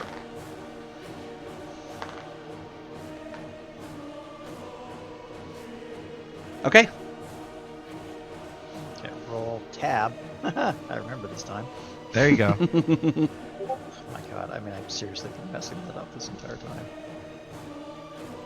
Okay, so he has a strike of 16 plus 5, 21. Your dice can drink. So they don't roll drunkenly. Okay, and I'll do the second strike. Dang.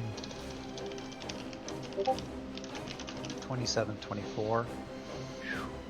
And it is 16 damage, withering damage against demonic or undead. Wow, man, you're just going for broke. Holy Did you say shit. 16? And he's blasted off his, he's also blasted off his true faith. Yikes. You're faithful. Whew, Jesus Christ. Alright, so with those rolls, these things come in quick, because you actually, there's one that approaches. Now he's going to hit it twice. Barnaby is like making his way while Malcolm turns to deal with the left side flanker. Barnaby's turning right and guarding his right hand side so that there's nothing that can approach him from the other angle. While that's happening, Malcolm does 2 swift blows with this blade, and this thing only shrieks for half a second before crumpling into the brush with some sounds of squelching and dark viscera just going out of sight. And it's just really that fast. Squelch. Yeah. Because you can hear the impact cutting through the chitin. That one is very dead. It's just a little dead. Yeah, a lot dead. I mean, you described the warrior instinct. He's not here to fuck around. Nope. Not here to make friends. Yeah, what was, just for my own sake, what was the damage on those 2 rolls? Because I want to know. 16 withering against demonic undead. That's right. Yikes. So Oh, I'm guessing withering the- damage. So Yeah. explain what withering damage does. Withering damage is considered to be that which the enemy is vulnerable to. So, If you hit something with withering damage, like a werewolf who gets hit with silver, that's withering damage. They can't heal that with any supernatural ability or even magic. They have to suffer through the normal healing process. It basically makes the wounds mortal, like actually mortal. You can't regenerate it, you can't just get out of it. It takes something very powerful to heal that back up. But it stops regeneration because there are plenty of enemies that can wind up having regenerative capacity, and you need something withering to stop that from occurring. Nice. Yeah. So the damage dealt, yeah. Pretty nasty damage. Dude, that kid does a great kick kip. Like, that's freaking great. Yeah. BAM! Dude, that kid's going down. Yeah, you would too. There's a lot of leverage with it. Yikes. Alright, Yeah, so with that, one of the other One ones... Yeah, one of the other ones screeches, comes rushing towards where you're at, Danny, and tries to make a swipe for your leg. You've got Barnaby helping with your defense here, so you just need to make a defensive roll, and then it's going to be yours. alright, I'm gonna try... Oof. Okay, if I wanted to... Soulburn. What? No, Soulburn won't help me. Okay, so we You can dodge, use magic as a obviously. defense. How would I do that? I was like, dodge makes you dodge. Melee is how we would like parry. Right. In this case, you would use your spell, like your spell attack or your spell... Like I have. there's actually Do I have to do an actual arcane- spell, or I would use the? You just use a spell to counteract it, but it would be considered defensive, meaning you're not going to necessarily blast him with lightning, although that is an option at some point. But yeah, it's one of those things where it's like you could use magic to like add bonuses to your actual defense roll. There are ways to manipulate that.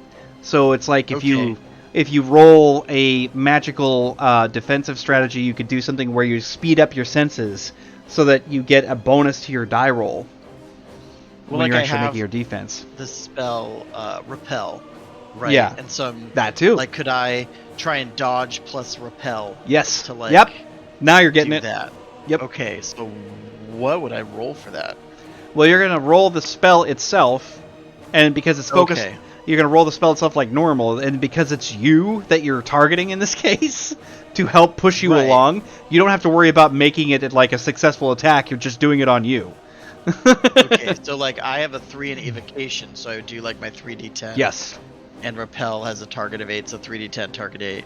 Yeah. Like a normal. Mm-hmm. Okay.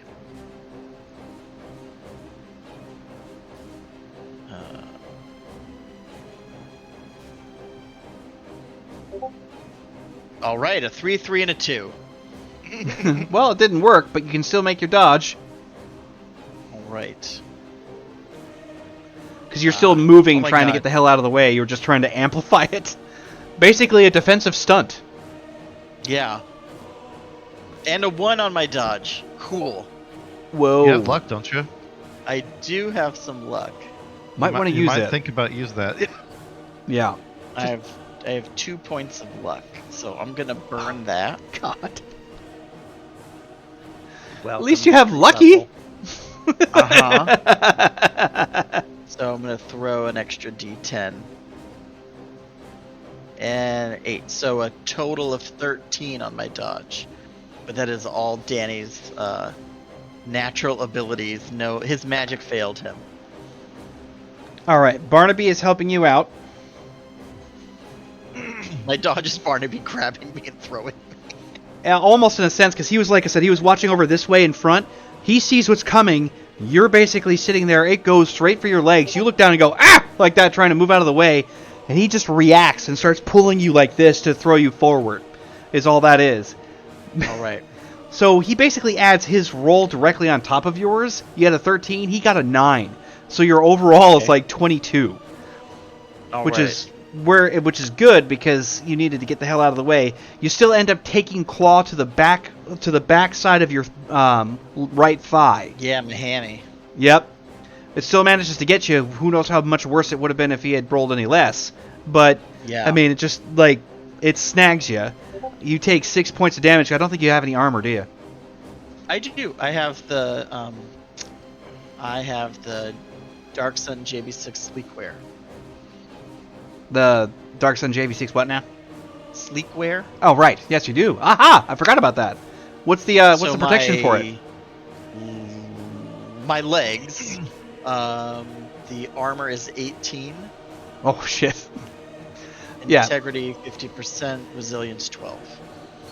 Okay, so you only take 3 points of damage through that armor. It's not a paper cut. It fucking hurts, but it's not lethal. Yeah, it hurts. All right. Cool. Starts screaming bloody murder. Oh yeah, for sure. He's never been hit in a fight, so Yeah. he's like,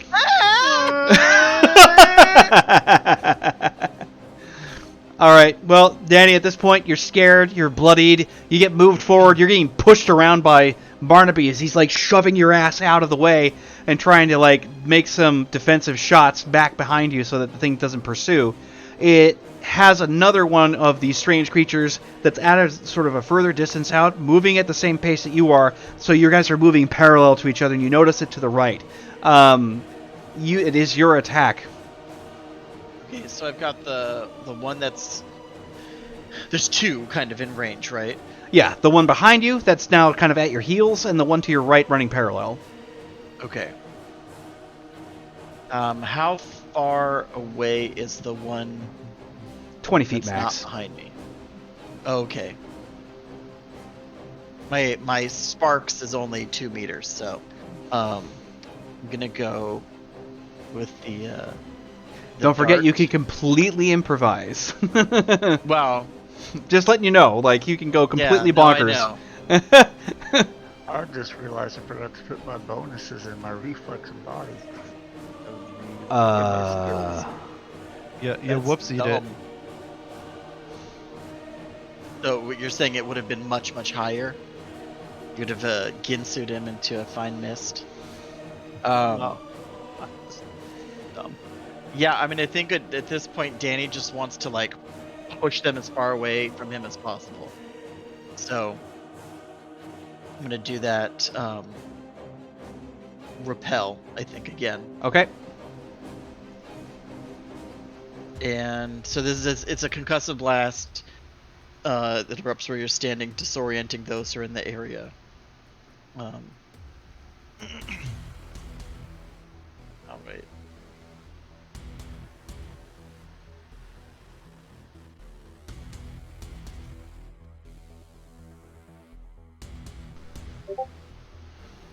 Man. Nope. Having a tough one. Fail. Yep. I mean, not a fail, but you It's know, just a fizzle not- out. Luckily, Yeah, oh, and speaking of which, you haven't had any ones show up in your rolls Nope. for your spells specifically, so at least you haven't suffered any exhaustion. Yeah, exactly.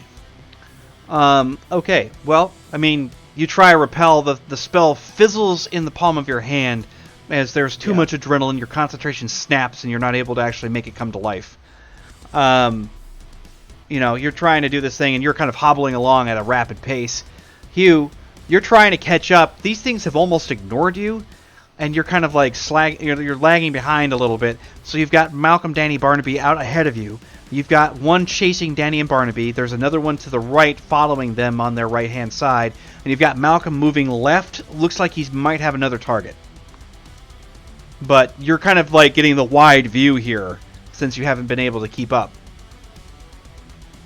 True. So there's a creature to the left. Yeah, there's more than likely. Well, there's also creatures directly ahead of you and to your right. How many do I see? 3.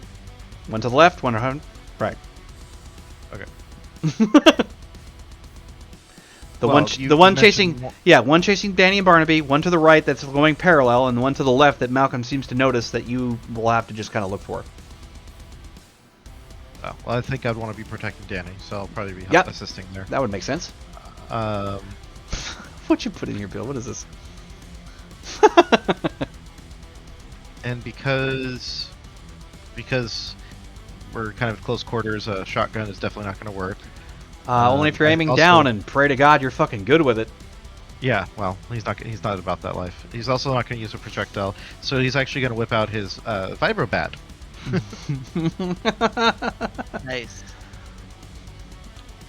Oh yeah. Yeah. Oh yeah. So he's gonna. What the fuck? You thought I was gonna. Wow. So to the one on the left, what he's going to do is take the moment to put away his gun and then take out the bat from his other, the vibrobat from his other hand.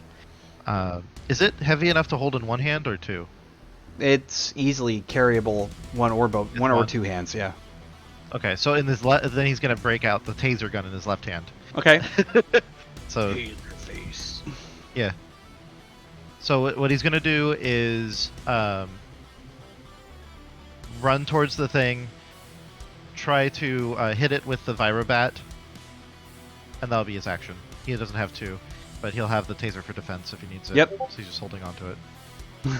Oh god. We're not fancy Taser enough to do anything face! crazy like we did with with our old characters. All right. Yep. So this is melee, right? Yep. I know. I'm thinking Barrick would have just been like, Barrick wouldn't have even bothered. He would have been like, pop, pop, pop, pop, pop, pop, pop. Let's go. Like that's all it was. like, cool, new castle for me. But And then Ivar he'd would have sheath been his like, gun and go, "Are we done?" then yeah, Ivar would have just been like, I'll just make them all shit their pants. Right. No, wait, I'll shit my No, pants. and he'll then make they'll them die. have pants and then shit. Right. Since they're not wearing any. Danny will get there someday.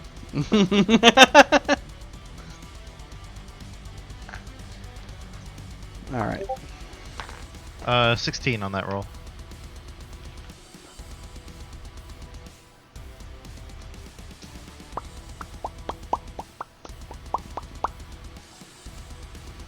Okay. Did it land? So you make a swing. It basically hears you coming from behind just in time. Makes a little bit of a shift as it's coming around. When you swing the bat, you hear the tink like that as you actually go swing it. You swing it across. There's a bit of a clink inside of it, like you felt from the first time you used it. The weight goes up to the top, and you can feel it kind of moving there at this point as the weight is still suspended. So you get a second, you know, like until it discharges, it kind of holds there for a minute. Nice. But yeah, I mean, you whiff, but now the thing stops chasing Danny and now has reared itself towards you. It's at a low crouch on all fours, kind of staring up, and you get to see its sort of angular arrowhead-like face and claws, and it's kind of a close-up you weren't really hoping to have. And he's like, ugly motherfucker. Like, that's the first thing he said. Yeah. So, That was my whole action. So yep. I'm at the mercy of him attacking. What the fuck? That's how I imagine Hugh's next reaction when he sees that thing so close. Oh, yeah. Yeah. I mean, that literally, when it attacks me to dodge, it's going to be like, ah! So, like, Barnaby, Danny just feels so impotent. yeah, Barnaby's pushing you along, Danny, kind of like, you know, keeping out, like, arm out and moving you forward. He ends up swiveling you off to the side, again, putting himself between you and his target. You don't really get to see it, but you hear 3 more gunshots crack off, and there are 3 flashes in the dark forest. You just hear this like pop, pop, pop, like that as the thing starts to fall off to the side. It starts writhing around, and you hear Barnaby, like barely, because your ears are still ringing from after the gunshots. But you just hear him go like, shit, like that, as he starts basically acknowledging the fact that the shots or something isn't quite working right. Alright. Bill, you have caught sight of one other that was actually sort of in the nearby area, and it's off to your left. He is looking to visit. He's going to do a combat sense awareness roll Okay. for positioning purposes, and to attack either the nearest threat or put himself in a position to do a defensive attack. Do it. Okay. And I made a realization. So I got a question. So when I'm taking a look at my ability scores, Uh-huh. so if I have a reflex of 9 plus a bonus of 3, that technically means that I have a reflex of 12, correct? No, No. No. Okay. your reflex of 9 constitutes a bonus of 3 to your A roll. bonus of 3 to my thing. Okay. So Right. if 2 you're- rolls that are reflex-based skills, that kind of stuff. Okay. Which should Yeah. already be added in on. It already is. So Yep. everything's fine then. Yep. It's fine. It's fine. This is fine. Okay. You should have a lot of 0 bonuses I do. Quite a few. because we're street level. Just not on the vampire side. No, no, Uh-huh. no. Daniel J. Okay, Blazington gonna go Super Saiyan. 17 for awareness. Okay. So what's his next target? His next target is roughly 25 feet ahead of yourself, moving slowly towards the center of your group where Danny and Barnaby are located, so past you, and you'll be able to intercept. Okay, so You got several trees in the mixture of all this, so you can kind of move, shifting. So he'll shift and move Yep. to do that,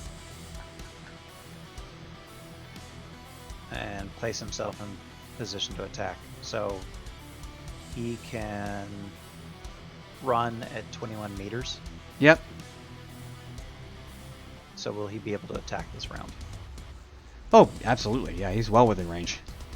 He does his 2 strikes. Alrighty. Let her rip, Tater Chip. Let's see what you got. The tater.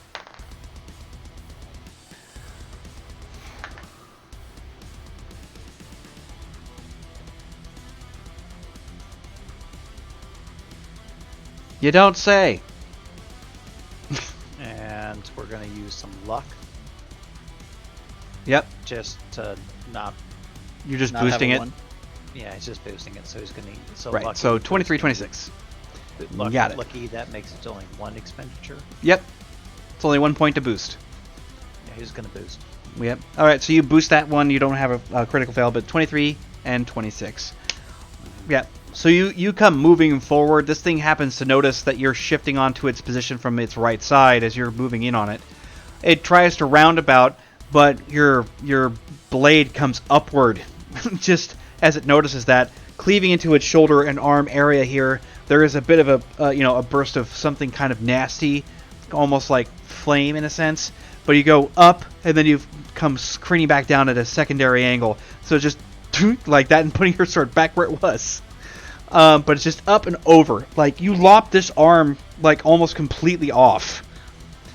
Whatever armor seems that it seems to be wearing, or when you look a little closer, seems to have naturally have grown for itself, doesn't seem to help it much. You penetrate it without much trouble, especially given the fact. And you said it was, what, 16 damage total? Yep.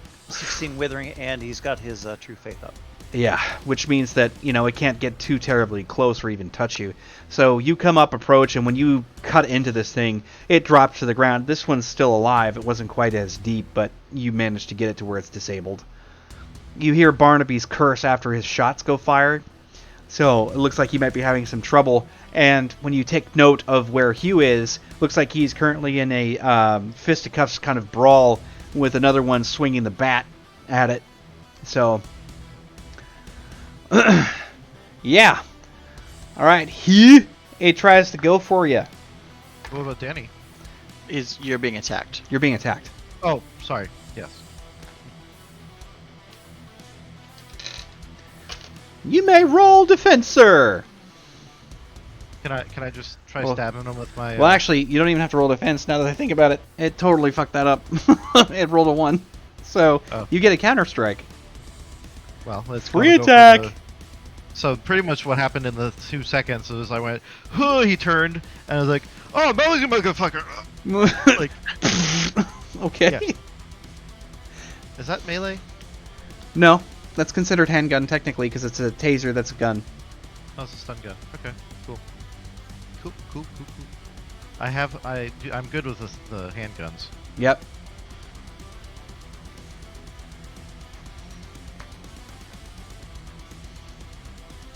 Except that time. I'm gonna boost it.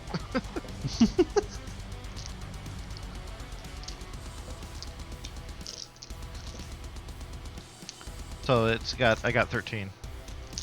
All right, 2, 4, 6, 8. All right. Wow. Wow. Yeah, okay. Yeah, you hit it with the taser in this case.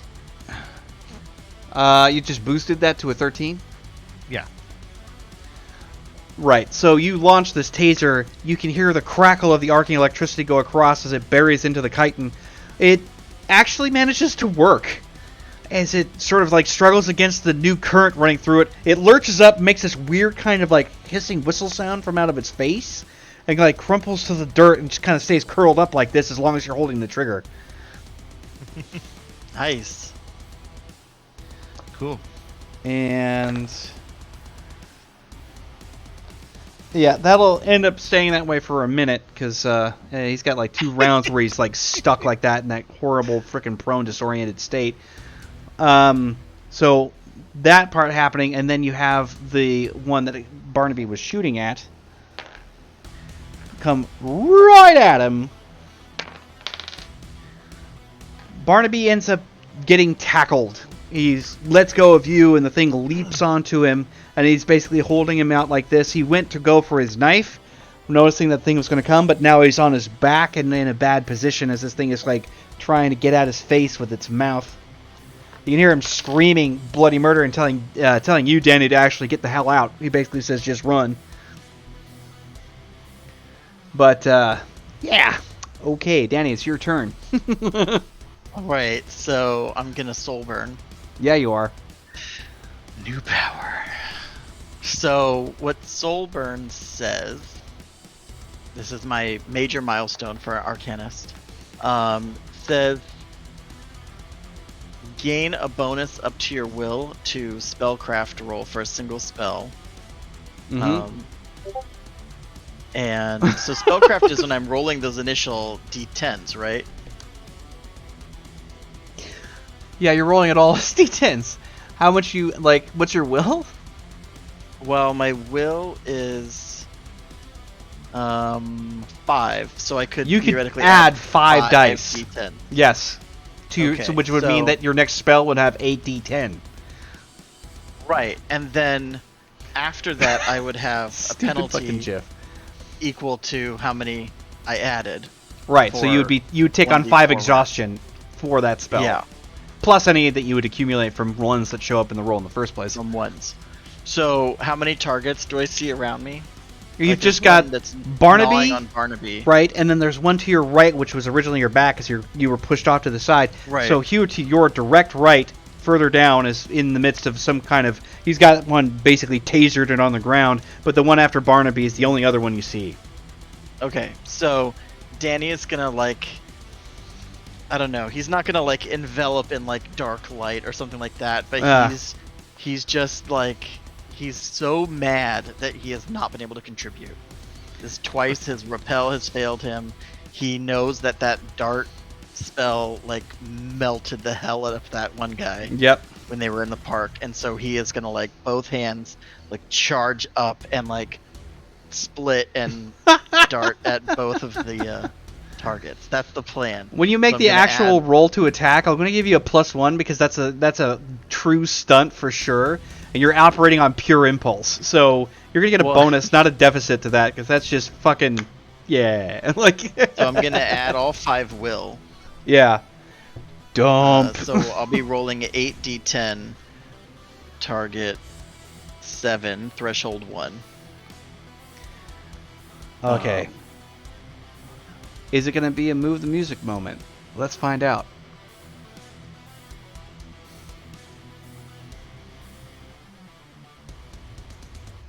Oh my god. Look at those. no. Are ones. you Look at those serious? What? And you've got no luck to spare, nothing. They all flatlined. ones. It all canceled out. So Danny's like,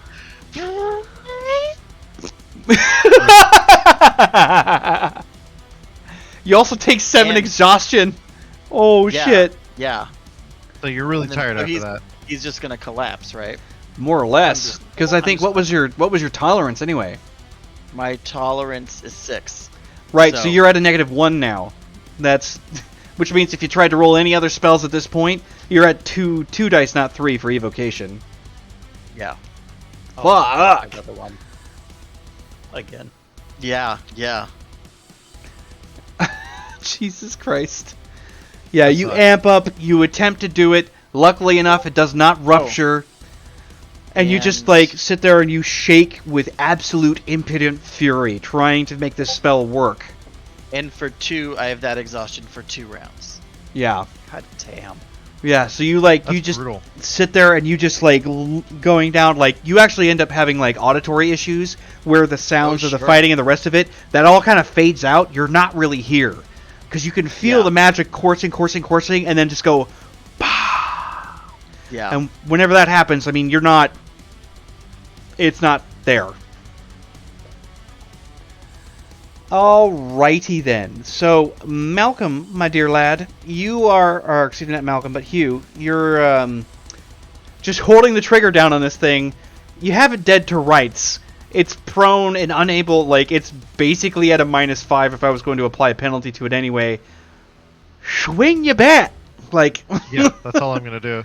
although, Like, one key reminder, because it is a metal bat and you're holding it, let go of the trigger once you hit. Like, well, it'd be more like a trigger pull off while I'm. yeah, you're swinging it. It's not like it's going to Whack it. recover in like a hot second. So, And yeah. now 2 people are disabled. to me. Yeah, don't be like, like that. It's not going to be good. And this will be the last round of the evening because I gotta get to bed. At least you tried. 15. All right. Yeah, I mean, you swing it down. I'm not even going to bother. You release, and you're already in mid-swing when you let go. This thing Right. makes absolute perfect contact. You still feel the weight at the end of it, so you're doing that Okay. one-handed swing. What's the damage, sir? 7 plus bod, it says. My bod is. And that's for the whenever the bat's active. Because there's a bonus to it. It's all I wrote down is that swinging causes weight to trigger to discharge an impulse, which is a minor explosion. But you didn't write I don't down think- what I that didn't- excess of Well, you damage didn't tell was. me when I did. No. I'm sure I did. Either way, it was like a +5 to damage, something along those lines. Yeah, so I did 7 plus 6. So there you go. +5. Plus 5. Yeah, because the thing's the charge is ignited. Yeah, you put that in again for the second time using this thing, splatter this thing's skull. Super bad. I like that bat. Yeah. And the second you actually feel the discharge, the weight shifts to the upper middle part of the bat near the center where it starts to like taper down. The thing just Very sits there cheeky, Jim. quivering, not because of the fact that you actually have the taser running still, but because of the explosive damage causing the nerves in its body to continue to just fluctuate. Wow. I have to grab at some point my original music for this, but we'll have to just go with The flow. go with the flow. Annie needs some more practice, clearly. All right. So yeah, we will hold her there at that crazy position with Barnaby trying to fight off one in the center, and Danny sort of pushed to his limits. And, Danny. Yep. And now we got Malcolm and Hugh kind of watching as they need to try and take the last one down, and hopefully you're successful. We will find out next Thursday. Don't Um, forget Find to out next mark- time on Shadows. Don't forget to mark your session. Yeah. Yep. Oh, right. Yeah. Are you at 15 now, Ken? No, I'm at 14. Because Ooh. I would have been at 15 this one if we did it last week, but And I'm 1 behind him. I am at 12. The Negan Sluggers. Yeah, and I will probably be picking up a stream in about 10 to 20 minutes or so post this one ending, because I'll be running some more tonight. So You're gonna call it the Afterglow? Afterglow. Maybe. Poor Anyway. Danny. Yeah, pour So one out that for magic Danny. potential that he like pulled in, is that stuck in him? Or No, did it just dispersed. It just dispersed. With Yeah, no it wasn't able to take direction. form, so instead it had housed into his body like a capacitor, and then just went poof, like went back Okay. out again. Well, for me, it kind of made a great storytelling element, especially with Danny being such a learner and Yeah. very much a novice, that he's in his really, truly first like combat scenario. Absolutely, it is. Yep. That's his first. So he's His last time he flew one shot and then got knocked through a portal. So the Yep. roles are reflecting Oh yeah. the actual story and its progression. So That's true. really like how it's playing out, and I can see as you know these street level characters get bumped up, how Danny eventually Hey, is Joker. going to outpower everything else. Yep. Good day! Yeah.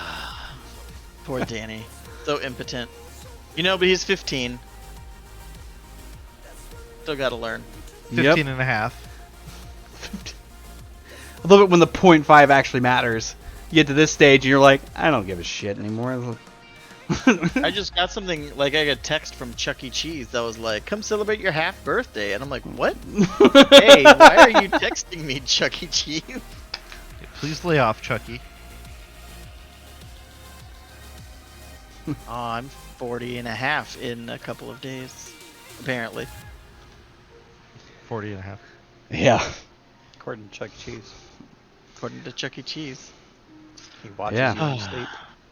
Well, I think like I must have gone to a birthday party there with one of my kids, and like it's like sign up with your app and get 100 free tokens or something. But somehow it knows my birthday. It's your birthday. Oh, I just watched Thor Ragnarok last night. That whole like, it's your birthday. And then Inky turns to me and goes, "What's an orgy?" And I'm like, "Huh. Okay, cool. Thanks, Thor. I wasn't planning on explaining orgies." Well, you could always go with Rome. It's whenever they used to eat a lot. I used to do keep when their a like. lot of people make out with each other. We just went with that. Good enough. Good It enough. is. Good enough. It's a good movie though. It's my enjoyed it. favorite so far of the MCU. Oh my god. Yes, that fucking movie. God damn it. Well, Ah, I it's have such to a get good it movie. going, so I hope you guys have a good Yes. evening. Same, and I will repeat you once later. again for those who are in chat. I will be streaming again here in the next 10 to 15, maybe 20 minutes tops. And it's just going to be more of the video games and probably just whatever the fuck I feel like. So I'll see you there See you later. Take care, everybody. later on. Bye.